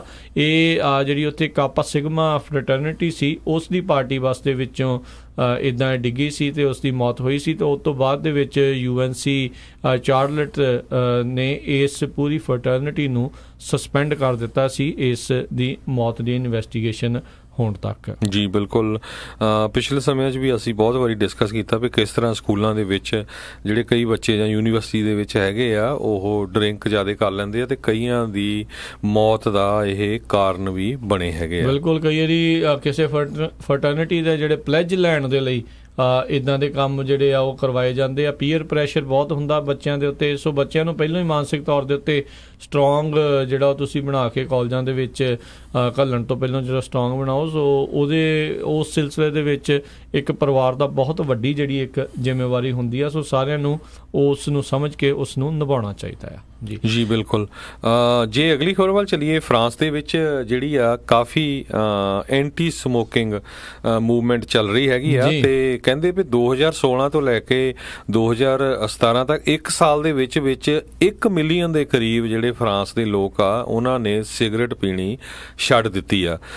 ਕਹਿੰਦੇ ਪਈ ਇਹਦਾ ਜਿਹੜਾ ਕੌਜ਼ ਸੀਗਾ 10 ਦੇ ਵਿੱਚੋਂ 1 ਮੌਤ ਦਾ ਕਾਰਨ ਜਿਹੜਾ ਸਮੋਕਿੰਗ ਸੀਗੀ। ਸੋ ਕਾਫੀ ਸਾਰੇ ਜਿਹੜੇ ਲੋਕ ਆ ਉਹਨਾਂ ਨੇ ਜਿਹੜੀ ਇੰਨੇ ਛੋਟੇ ਸਮੇਂ ਦੇ ਵਿੱਚ ਸਿਗਰਟਾਂ ਪੀਣੀਆਂ ਛੱਡੀਆਂ ਹੈਗੀਆਂ। ਜੀ, ਫਰਾਂਸ ਤੋਂ ਇੱਕ ਹੋਰ ਹਰਜੋਤ ਸਿੰਘ ਜੀ ਖਬਰ ਆ ਰਹੀ, ਉੱਥੋਂ ਦੇ ਜਿਹੜੇ ਨਵੇਂ ਬਣੇ ਰਾਸ਼ਟਰਪਤੀ ਨੇ ਇਮੈਨੂਅਲ ਮੈਕਰੋਨ, ਉਹਨਾਂ ਨੇ ਇੱਕ ਫਰਾਂਸ ਦੇ ਬੰਦੇ ਨੂੰ, ਜਿਸ ਨੂੰ ਉੱਥੇ ਸਪਾਈਡਰਮੈਨ ਜਿਹੜਾ ਆਖਿਆ ਜਾ ਰਿਹਾ ਕਿਉਂਕਿ ਇੱਕ ਬੱਚਾ ਸਾਈਡ ਤੋਂ ਲਟਕ ਰਿਹਾ ਸੀਗਾ ਬਿਲਡਿੰਗ ਤੋਂ, ਇਸ ਬੰਦੇ ਨੇ ਥੱਲੋਂ ਜਲਦੀ ਉਸ ਬਿਲਡਿੰਗ ਦੇ ਉੱਤੇ ਨੂੰ ਗਿਆ, ਵਾਰੀ ਸਿਰ ਉੱਤੇ ਚੜ੍ਹਦਾ ਰਿਹਾ ਤੇ ਉਸ ਬੱਚੇ ਦੀ ਜਿਹੜੀ ਉਹ ਜਾਨ ਬਚਾ ਲਈ ਸੀਗੀ। ਮਾਮੋ ਡੂਗੋਸਾ ਗਾਸਾਮਾ 22 ਸਾਲ ਉਸ ਦੀ ਉਮਰ ਆ ਤੇ ਕਹਿੰਦੇ ਉਹ ਇਲੀਗਲ ਇਮੀਗ੍ਰੈਂਟ ਸੀਗਾ, ਮਾਲੀ ਤੋਂ ਆਇਆ। ਉਸਨੇ ਇਸ ਚੀਜ਼ ਦੀ ਪਰਵਾਹ ਕੀਤੇ ਬਗੈਰ ਉਸ ਬੱਚੇ ਦੀ ਜਿਹੜੀ ਉਹ ਜਾਨ ਉਸਨੇ ਬਚਾਈ ਤੇ ਜਿਹੜੇ ਫਰਾਂਸ ਦੇ ਰਾਸ਼ਟਰਪਤੀ ਆ ਉਹਨਾਂ ਨੇ ਉਸ ਨੂੰ ਹੁਣ ਉੱਥੇ ਸਿਟੀਜ਼ਨਸ਼ਿਪ ਦੀ ਆਫਰ ਜਿਹੜੀ ਦਿੱਤੀ ਆ। ਕਹਿੰਦੇ ਵੀ ਅਸੀਂ ਇਸ ਮੁਲਕ ਦੇ ਵਿੱਚ ਇਹ ਚੀਜ਼ਾਂ ਨੂੰ ਐਪਰੀਸ਼ੀਏਟ ਕਰਦੇ ਆ, ਜੇ ਕੋਈ ਕਿਸੇ ਬੱਚੇ ਦੀ ਜਾਨ ਇੱਦਾਂ ਬਚਾਉਂਦਾ ਆ ਤੇ ਉਸਨੇ ਇੱਕ ਜਿਹੜੇ ਫਰਾਂਸ ਦੇ ਨਾਗਰਿਕ ਹੋਣ ਦਾ ਹੀ ਇੱਕ ਹਿਸਾਬ ਦੇ ਨਾਲ ਫਰਜ਼ ਜਿਹੜਾ ਨਿਭਾਇਆ ਆ। ਇਸੇ ਦੇ ਚੱਲਦੇ ਉਸ ਨੂੰ ਹੁਣ ਜਿਹੜੀ ਇਨਸਾਨੀਅਤ ਦੇ ਚੱਲਦੇ ਤੇ ਇਹ ਸਾਰੀਆਂ ਚੀਜ਼ਾਂ ਨੂੰ ਦੇਖਦੇ ਹੋਏ ਉਹਨੂੰ ਹੁਣ ਉੱਥੋਂ ਦੀ ਨਾਗਰਿਕਤਾ ਦੀ ਆਫਰ ਆ ਉਹ ਦਿੱਤੀ ਗਈ ਆ। ਜੀ, ਹੁਣ ਆਪਾਂ ਚਲੀਏ ਰਾਜਕਨਵੀਰ ਸਿੰਘ ਜੀ ਕੈਲੀਫੋਰਨੀਆ ਦੀ ਇਲੈਕਸ਼ਨ ਦੇ ਵੱਲ।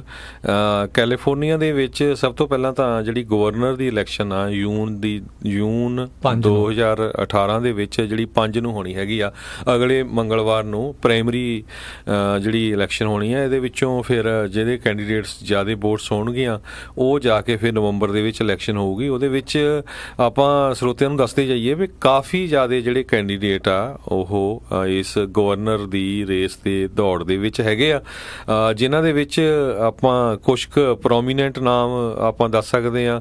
ਗੈਬਨ ਨਿਊਸਮ ਜਿਹੜੇ ਹੈਗੇ ਆ ਜਿਹੜੇ ਕਿ ਲੈਫਟੀਨੈਂਟ ਗਵਰਨਰ ਆ ਰਾਈਟ ਨਾਓ। ਇਸੇ ਤਰ੍ਹਾਂ ਜੌਨ ਚਿਆਂਗ ਸਟੇਟ ਟ੍ਰੇਜਰਰ ਹੈਗੇ ਰਾਈਟ ਨਾਓ।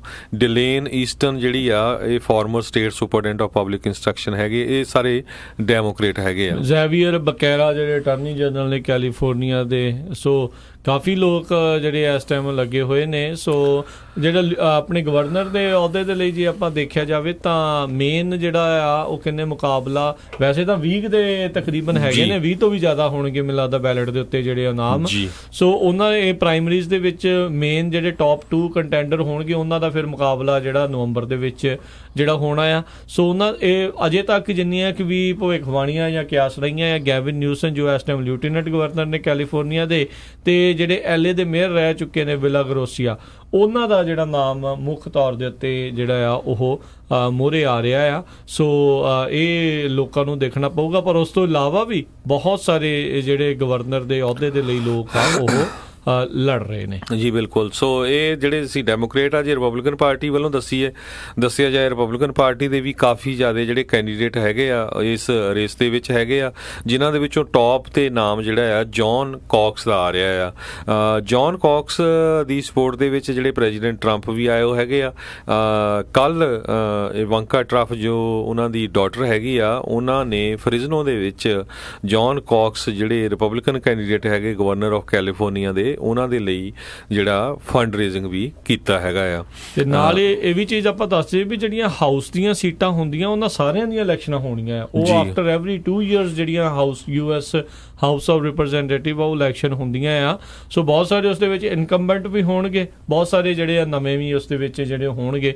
ਸੋ ਉਹ ਵੀ ਤੁਹਾਨੂੰ ਸਾਰਿਆਂ ਨੂੰ ਖੁਦ ਤੁਹਾਡੀ ਡਿਸਟ੍ਰਿਕਟ ਦੇ ਮੁਤਾਬਕ ਜਿਹੜਾ ਉਹ ਧਿਆਨ ਰੱਖਣਾ ਪਊਗਾ। ਜੀ ਬਿਲਕੁਲ, 27 ਦੇ ਕਰੀਬ ਜਿਹੜੇ ਕੈਂਡੀਡੇਟ ਹੈਗੇ ਆ ਗਵਰਨਰ ਦੀ ਰੇਸ ਤੇ ਤੁਹਾਡੇ ਘਰਾਂ ਦੇ ਵਿੱਚ ਬੈਲਟ ਆਲਰੇਡੀ ਪਹੁੰਚ ਚੁੱਕੇ ਆ, ਤੇ ਉਸ ਬੈਲਟਸ ਦੇ ਉੱਤੇ ਜਿਹੜੀ ਉਹਨਾਂ ਦੀ ਡਿਟੇਲਡ ਇਨਫੋਰਮੇਸ਼ਨ ਹੈਗੀ ਆ, ਉਹਨਾਂ ਦੀ ਬੈਕਗਰਾਊਂਡ ਕੀ ਆ, ਐਜੂਕੇਸ਼ਨ ਕੀ ਆ, ਕਰੰਟਲੀ ਕੀ ਕਰਦੇ ਆ, ਉਹ ਲਿਖੀ ਹੋਈ ਹੈਗੀ ਆ। ਤੇ ਨਾਲ ਦੇ ਨਾਲ ਕੁਛ ਕੁ ਇਸ਼ੂ ਵੀ ਹੈਗੇ ਆ, ਕਿਹੜੇ ਇਸ਼ੂ ਦੇ ਹੱਕ ਦੇ ਵਿੱਚ ਕੌਣ ਹੈਗਾ ਆ। ਜ਼ਰੂਰ ਤੁਸੀਂ ਹੁਣ ਉਹ ਪੜ੍ਹ ਕੇ ਤੇ ਡਿਸਾਈਡ ਕਰਕੇ ਜਿਹੜੇ ਆਪਣੀ ਟਿਕ ਮਾਰਕ ਕਰ ਸਕਦੇ ਹੋ ਜਦੋਂ ਜੇ ਤੁਸੀਂ ਉਦਣ ਵੋਟਿੰਗ ਜਿੱਥੇ ਹੋਣੀ ਆ ਉਸ ਪਲੇਸ ਤੇ ਜਾਣਾ ਆ, ਤੇ ਜੇ ਤੁਸੀਂ ਮੇਲ ਕਰਨਾ ਆ ਤਾਂ ਵੀ ਉਹਨੂੰ ਪੜ੍ਹ ਕੇ ਤਾਂ ਮੇਲ ਕਰ ਸਕਦੇ ਹੋ। ਇਸੇ ਤਰ੍ਹਾਂ ਫਿਰ ਜਿਹੜੀ ਅਗਲੀ ਜਿਹੜੀ ਇਲੈਕਸ਼ਨ ਆ ਉਹ ਲਿeutenant ਗਵਰਨਰ ਦੀ ਹੈਗੀ ਆ। ਉਹਦੇ ਵਿੱਚ ਵੀ ਕਾਫੀ ਕੈਂਡੀਡੇਟ ਜਿਹੜੇ ਹੈਗੇ ਆ, ਜੈਫ ਬਲੇਚ ਹੈਗੇ ਆ, ਕੈਮਰੋਨ ਗਰਾਵਿਕਲੋ ਹੈਗੇ ਆ, ਐਡ ਹਰਨਾਂਡੇਸ ਆ, ਡੇਵਿਡ ਫਨੈਲ ਆ, ਕੋਲ ਹੈਰਿਸ ਹੈਗੇ ਆ। ਸੋ ਇਹਨਾਂ ਦੀ ਵੀ ਜਿਹੜੀ ਜ਼ਿਆਦਾ ਡਿਟੇਲਡ ਹੈਗੀ ਆ, ਤੁਹਾਨੂੰ ਜਿਹੜਾ ਬੈਲਟ ਆਇਆ ਹੈਗਾ ਬੈਲਟ ਦੇ ਉੱਤੇ ਕੱਲੇ ਦੀ ਜਿਹੜੀ ਡਿਟੇਲਡ ਇਨਫੋਰਮੇਸ਼ਨ ਆ ਉਹ ਲਿਖੀ ਹੋਈ ਹੈਗੀ ਆ। ਜੀ ਬਿਲਕੁਲ। ਜੇ ਬਹੁਤ ਸਾਰੇ ਲੋਕ ਜਿਹੜਾ TV ਵਾਚ ਕਰ ਰਹੇ ਨੇ ਜਾਂ ਰੇਡੀਓ ਦੇ ਉੱਤੇ ਜਿਹੜੇ ਸੁਣਦੇ ਨੇ ਵੱਖ-ਵੱਖ ਜਗ੍ਹਾ ਦੇ ਉੱਤੇ, ਤਾਂ ਕਾਫੀ ਲੋਕਾਂ ਦੇ ਤੁਹਾਨੂੰ ਨਾਮ ਸੁਣਨ ਨੂੰ ਜਿਹੜੇ ਮਿਲਦੇ ਨੇ, ਪਰ ਮੋਸਟ ਆਫ ਦਾ ਨਾਮ ਮੈਂ ਦੇਖ ਰਿਹਾ ਸੀਗਾ ਜਿਹੜੇ ਜੈਫ ਬਲੇਚ ਆ ਜਿਹੜੇ ਉਹਨਾਂ ਦਾ ਜ਼ਿਆਦਾ ਆ ਰਿਹਾ ਆ। ਉਹਦੇ ਵਿੱਚ ਕਹਿੰਦੇ ਆ ਵੀ ਉਹ ਜਦੋਂ ਤੁਸੀਂ ਐਡ ਦੇਖਦੇ ਹੋ ਹਰ ਇੱਕ ਦੇ ਆਪੋ ਆਪਣਾ ਜਿਹੜਾ ਹਿਸਾਬ ਦੇ ਨਾਲ ਉਹ ਦੇਖ ਕੇ ਤੁਸੀਂ ਜਿਹੜੀ ਉਹ ਵੋਟ ਪਾਉਣੀ ਆ, ਪਰ ਕਈ ਜਿਹੜੇ ਨਾਂ ਹਰਜੋਤ ਸਿੰਘ ਜੀ ਵਿਡਰਾ ਵੀ ਕਰ ਜਾਂਦੇ ਹੁੰਦੇ ਨੇ। ਸੋ ਇਸ ਤਰੀਕੇ ਦੇ ਨਾਲ ਵੀ ਜਿਹੜਾ ਆ ਉਹ ਚੱਲ ਰਿਹਾ ਆ। ਸੋ ਇਹ ਵਾਲੀਆਂ ਇਲੈਕਸ਼ਨ ਜਿਹੜੀਆਂ ਜ਼ਿਆਦਾਤਰ ਜਿਨ੍ਹਾਂ ਨੂੰ ਆਪਾਂ ਮਿਡ ਟਰਮ ਇਲੈਕਸ਼ਨ ਕਹਿੰਦੇ, ਉਹਨਾਂ ਵਿੱਚ ਕਾਫੀ ਘੱਟ ਜਿਹੜੀਆਂ ਵੋਟਾਂ ਪੈਂਦੀਆਂ ਹੁੰਦੀਆਂ ਨੇ ਜ਼ਿਆਦਾਤਰ, ਜਿਹੜਾ ਇਸ ਹਿਸਾਬ ਨਾਲ ਦੇਖਿਆ ਗਿਆ। ਪਰ ਇਸ ਵਾਰੀ ਕਹਿੰਦੇ ਕਾਫੀ ਵੋਟਾਂ ਜਿਹੜੀਆਂ ਪੈ ਸਕਦੀਆਂ, ਖਾਸ ਕਰਕੇ ਜਿਹੜੀ ਕਹਿ ਲਓ ਵੀ ਸੈਨੇਟ ਦੀਆਂ ਸੀਟਾਂ ਆ ਉਸ ਨੂੰ ਲੈ ਕੇ, ਹਾਊਸ ਦੀਆਂ ਸੀਟਾਂ ਆ ਉਸ ਨੂੰ ਲੈ ਕੇ। ਕਾਰਨ ਉਸ ਦੇ ਪਿੱਛੇ ਇਹੀ ਆ, ਦੋਨੋਂ ਪਾਰਟੀਆਂ ਦਾ ਜਿਹੜਾ ਇਹੀ ਜ਼ੋਰ ਲੱਗਾ ਆ ਵੀ ਇੱਕ ਜਿਨ੍ਹਾਂ ਦੀ ਮੈਜੋਰਟੀ ਹੈਗੀ ਹੈ ਰਿਪਬਲਿਕਨ ਪਾਰਟੀ ਦੀ, ਉਹ ਚਾਹੁੰਦੇ ਨੇ ਵੀ ਸਾਡਾ ਜਿਹੜਾ ਆ ਦਬਦਬਾ ਉੱਥੇ ਕਾਇਮ ਰਵੇ, ਜਿਹੜੇ ਹਾਊਸ ਦੇ ਵਿੱਚ ਵੀ ਤੇ ਸੈਨੇਟ ਦੇ ਵਿੱਚ ਵੀ। ਤੇ ਡੈਮੋਕ੍ਰੇਟ ਪਾਰਟੀ ਵਾਲੇ ਕਿਤੇ ਕਮਬੈਕ ਕਰਨ ਦੀ ਜਿਹੜੀ ਆ ਉਹ ਕੋਸ਼ਿਸ਼ ਜਿਹੜੀ ਆ ਉਹ ਕਰ ਰਹੇ ਨੇ। ਤੇ ਆਪਾਂ ਦੇਖਿਆ ਵੀ ਇਹ ਜਿਹੜੀ ਪਿਛਲੀ ਇਲੈਕਸ਼ਨ ਤੋਂ ਹੋਣ ਵਾਲੀ ਇਲੈਕਸ਼ਨ ਦੇ ਦਰਮਿਆਨ ਜਿਹੜੀਆਂ ਸਕੂਲ ਸ਼ੂਟਿੰਗ ਵੀ ਹੋਈਆਂ ਬਹੁਤ ਸਾਰੀਆਂ, ਜਿਸ ਦੇ ਕਰਕੇ ਬਹੁਤ ਸਾਰੇ ਜਿਹੜੇ ਸਟੂਡੈਂਟ ਆ ਜਿਹੜੇ ਐਲੀਜੀਬਲ ਹੈਗੇ ਨੇ ਵੋਟ ਪਾਉਣ ਦੇ ਲਈ, ਉਹਨਾਂ ਬਹੁਤ ਸਾਰੇ ਨਵੇਂ ਜਿਹੜੇ ਵੋਟਰ ਵੀ ਜਿਹੜੇ ਰਜਿਸਟਰ ਹੋਏ ਨੇ। ਸੋ ਇਸ ਵਾਰ ਕਾਫੀ ਜਿਹੜਾ ਆ ਕਹਿ ਲਓ ਵੀ ਰੌਚਕ ਮੁਕਾਬਲੇ ਜਿਹੜੇ ਆ ਉਹ ਦੇਖਣ ਨੂੰ ਮਿਲ ਸਕਦੇ ਨੇ। ਜੀ ਅਗਲੀਆਂ ਕੁਛ ਜਿਹੜੀਆਂ ਕੱਲ੍ਹ ਨੂੰ ਵੀ ਆਪਾਂ ਡਿਸਕਸ ਕਰਾਂਗੇ, ਜਿਹੜੀਆਂ ਹੋਰ ਪੋਜੀਸ਼ਨ ਦੇ ਲਈ ਵੋਟਸ ਹੈਗੀਆਂ ਇਲੈਕਸ਼ਨ ਹੋਣੀਆਂ ਹੈਗੀਆਂ, ਕੁਛ ਜਿਹੜੀਆਂ ਪ੍ਰੋਪੋਜੀਸ਼ਨਸ ਹੈਗੀਆਂ ਆ, ਮੈਜਰਸ ਹੈਗੀਆਂ ਆ, ਉਹ ਵੀ ਆਪਾਂ ਡਿਸਕਸ ਕਰੀਏ।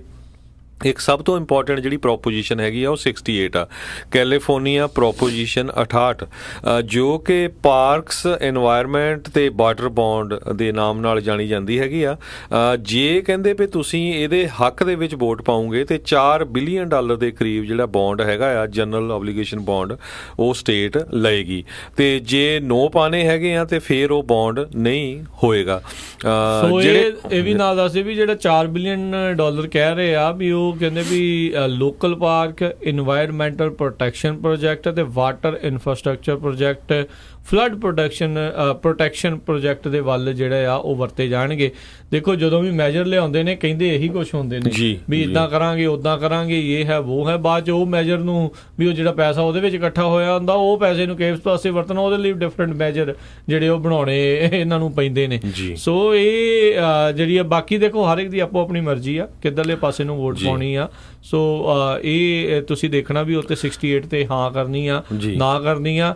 ਇਹਦੇ ਨਾਲ ਇਹ ਵੀ ਜ਼ਿਕਰਯੋਗ ਗੱਲ ਜ਼ਰੂਰ ਹੈਗੀ ਵੀ ਫੈਡਰਲ ਲੈਵਲ ਦੇ ਉੱਤੇ ਜਿਹੜੀ ਪਾਰਕਸ ਵਗੈਰਾ ਦੀ ਕਾਫੀ ਜਿਹੜੀ ਫੰਡਿੰਗ ਆ ਇਨਵਾਇਰਨਮੈਂਟਲ ਚੀਜ਼ਾਂ ਨੂੰ ਲੈ ਕੇ ਜਿਹੜੀ ਉਹ ਕੱਟੀ ਗਈ ਹੋਈ। ਬਿਲਕੁਲ ਪਿਛਲੇ ਸਮਿਆਂ ਦੇ ਵਿੱਚ ਜਦੋਂ ਔਰੋਵਿਲ ਡੈਮ ਦੇ ਵਿੱਚ ਫਲੱਡ ਆਉਣ ਦੀ ਗੱਲ ਹੋਈ ਸੀ, ਬ੍ਰੇਕ ਹੋਣ ਦੀ ਉਹਦੀ ਗੱਲ ਹੋਈ ਸੀ, ਤੇ ਉਹ ਕਿੰਨੇ ਸਕੈਂਡਲ ਨਿਕਲੇ ਸੀ ਵੀ ਕਿੰਨੀ ਵਾਰੀ ਉਹਦੇ ਤੇ ਪੈਸੇ ਕਲੈਕਟ ਕੀਤੇ ਗਏ ਸੀ ਬੌਂਡ ਕ੍ਰੀਏਟ ਕਰਕੇ ਵੀ ਉਹਨੂੰ ਠੀਕ ਕਰਨਾ ਹੈ, ਪਰ ਮੁੜ ਕੇ ਉਹ ਪੈਸਾ ਉੱਥੇ ਵਰਤਿਆ ਨਹੀਂ ਗਿਆ ਹੋਰ ਪਾਸੇ ਲਾ ਲਿਆ ਗਿਆ ਜੀ।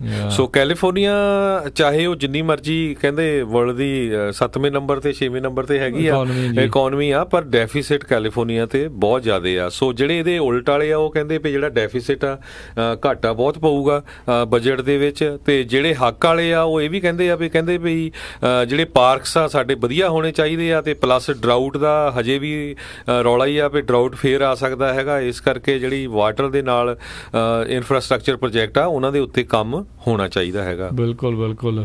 ਸੋ ਦੇਖਦੇ ਆ ਕੀ ਬਣਦਾ, ਪਰ ਓਵਰਆਲ ਇਸ ਵਾਰੀ ਇਹ ਵੈਸੇ ਦੱਸਿਆ ਗਿਆ ਵੀ ਇਹ ਗਵਰਨਰ ਦੀ ਟਰਮ ਖਤਮ ਹੋਣ ਦੇ ਉੱਤੇ ਕੈਲੀਫੋਰਨੀਆ ਸਰਪਲਸ ਜਿਹੜਾ ਆ ਉਹ ਛੱਡ ਕੇ ਜਾ ਰਿਹਾ ਆ ਜੀ। ਤੇ ਇਸੇ ਤਰੀਕੇ ਦੇ ਨਾਲ ਇੱਕ ਹੋਰ ਜਿਹੜਾ ਮੈਜਰ ਹੈਗਾ ਆ ਉਸ ਦਾ ਵੀ ਜਿਹੜਾ ਸਿੱਧਾ ਅਸਰ ਸਾਰੇ ਕੈਲੀਫੋਰਨੀਆ ਦੇ ਨਾਗਰਿਕਾਂ ਦੇ ਉੱਤੇ ਜਿਹੜਾ ਉਹ ਪੈਣਾ ਆ, ਜਿਹੜਾ ਪ੍ਰੋਪੋਜੀਸ਼ਨ 69 ਹੈਗਾ ਆ, ਇਹ ਟਰਾਂਸਪੋਰਟੇਸ਼ਨ ਟੈਕਸਿਸ ਨੂੰ ਲੈ ਕੇ ਜਿਹੜਾ ਆ ਉਹ ਹੈਗਾ ਆ। ਟਰਾਂਸਪੋਰਟੇਸ਼ਨ ਟੈਕਸ ਨੇ ਤੇ ਫੀਸ ਲੌਕ ਬਾਕਸ ਆ ਤੇ ਅਪਰੋਪਰੀਏਸ਼ਨ ਲਿਮਿਟ ਐਗਜ਼ੈਂਪਸ਼ਨ ਅਮੈਂਡਮੈਂਟ ਹੈਗੀ ਆ।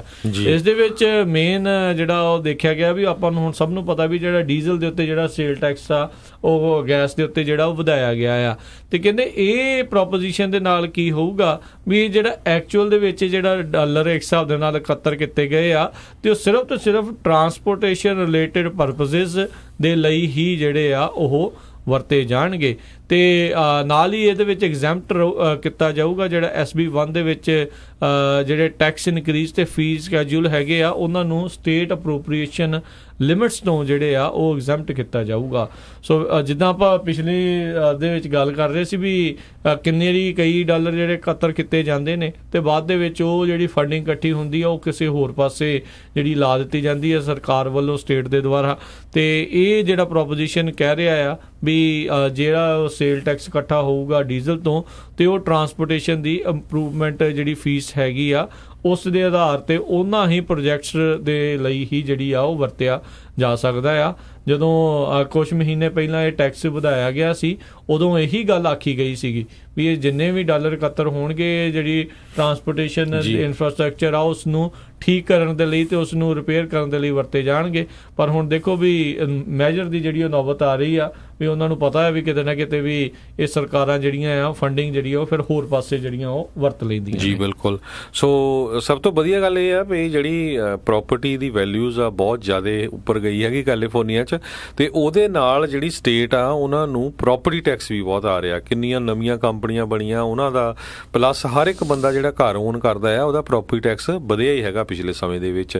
ਸੋ ਹੋਰ ਵੀ ਜਿਹੜੀਆਂ ਆਪਾਂ ਪ੍ਰੋਪੋਜੀਸ਼ਨਸ ਆ ਉਹ ਵੀ ਆਪਾਂ ਤੁਹਾਡੇ ਨਾਲ ਡਿਸਕਸ ਕਰਾਂਗੇ, ਪਰ ਇਹਦੇ ਵਿੱਚ ਜਿਸ ਤਰ੍ਹਾਂ ਆਪਾਂ ਦੱਸਿਆ ਆ ਵੀ ਸਟੇਟ ਦੇ ਲਈ ਗਵਰਨਰ, ਲੈਫਟੀਨੈਂਟ ਗਵਰਨਰ, ਟ੍ਰੇਜ਼ਰਰ, ਹੋਰ ਜਿਹੜੀਆਂ ਇੰਸ਼ੋਰੈਂਸ ਕਮਿਸ਼ਨਰ, ਇੱਦਾਂ ਦੀਆਂ ਜਿਹੜੀਆਂ ਪੋਜੀਸ਼ਨਸ ਹੈਗੀਆਂ, ਤੇ ਲੋਕਲ ਫਿਰ ਕਾਉਂਟੀ ਦੇ ਸਕੂਲ ਡਿਸਟ੍ਰਿਕਟ ਸਕੂਲ ਬੋਰਡ ਦੇ ਤੁਹਾਡੇ ਇਕੱਲੇ ਮੈਂਬਰ ਹੈਗੇ ਉਹ ਤੁਸੀਂ ਜ਼ਰੂਰ ਸਰਚ ਕਰ ਸਕਦੇ ਹੈਗੇ ਆ ਆਪਣੇ। ਜੇ ਤੁਸੀਂ ਸਕੂਲ ਦੇ ਕਿਸੇ ਵੀ ਜਿਹੜਾ ਡਾਇਰੈਕਟਰ ਹੈਗਾ ਜਿਹਦੀ ਇਲੈਕਸ਼ਨ ਹੋਣੀ ਉਹਦੇ ਲਈ ਵੋਟ ਪਾਣੀ ਆ, ਉਹ ਤੁਸੀਂ ਪੇਰੈਂਟਸ ਹੋਰਨਾਂ ਨਾਲ ਗੱਲਬਾਤ ਕਰ ਸਕਦੇ ਆ, ਸਕੂਲ ਦੇ ਟੀਚਰਾਂ ਨਾਲ ਗੱਲਬਾਤ ਕਰ ਸਕਦੇ ਆ ਵੀ ਕਿੱਦਾਂ ਦੇ ਹੈਗੇ ਆ, ਵੀ ਸਕੂਲ ਦੇ ਹੱਕ ਦੀ ਗੱਲ ਕਰੂਗੇ ਕਿ ਸਕੂਲ ਦੇ ਉੱਤੇ ਕਰਜ਼ੇ ਚੜਾਊਗੇ ਜਾਂ ਸਕੂਲ ਦੇ ਬਹੁਤ ਸਾਰੇ ਜਿਹੜੇ ਪ੍ਰੋਗਰਾਮ ਹੁੰਦੇ ਆ ਉਹਨਾਂ ਨੂੰ ਕੱਟ ਕੀਤਾ ਜਾਂਦਾ ਹੈਗਾ ਆ। ਕਈ ਵਾਰੀ ਕੀ ਹੁੰਦਾ ਆ ਵੀ ਆਪਾਂ ਸਪੋਰਟ ਕਰਕੇ ਬੰਦੇ ਨੂੰ ਭੇਜ ਵੀ ਦਿੰਦੇ ਆ, ਕਈ ਉਹ ਆਪਣੇ ਪੰਜਾਬੀ ਮੂਲ ਦੇ ਵੀ ਹੁੰਦੇ ਹੈਗੇ ਤੇ ਮੁੜ ਕੇ ਅਗਲਾ ਫਿਰ ਉਹ ਪੁੱਛਦਾ ਨਹੀਂ ਹੈਗਾ, ਉਹ ਕਹਿੰਦਾ ਵੀ ਚਲੋ ਹੁਣ ਮੈਂ ਤਾਂ school the board of director ਬਣ ਗਿਆ ਹੈਗਾ ਆ, ਹੁਣ ਠੀਕ ਆ 4 ਸਾਲ ਆਰਾਮ ਨਾਲ ਮੈਨੂੰ ਪੈਸੇ ਵੀ ਮਿਲੀ ਜਾਣੇ ਆ,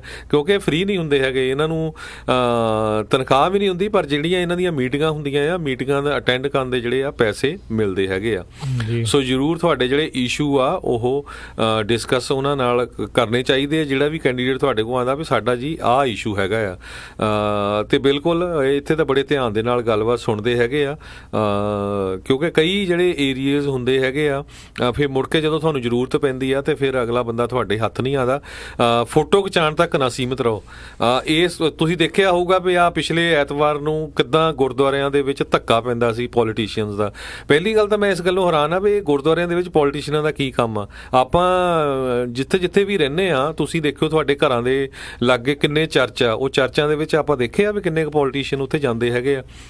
ਹਰ ਇੱਕ ਬੰਦੇ ਆ ਜਿਹੜਾ ਰਹਿੰਦਾ ਆਪਣਾ ਪੰਜਾਬੀ, ਮੈਨੂੰ ਨਹੀਂ ਲੱਗਦਾ ਉਹਦੇ 1 ਜਾਂ 2 ਬਲਾਕ ਤੋਂ ਦੂਰ ਕੋਈ ਚਰਚ ਨਾ ਹੋਵੇ।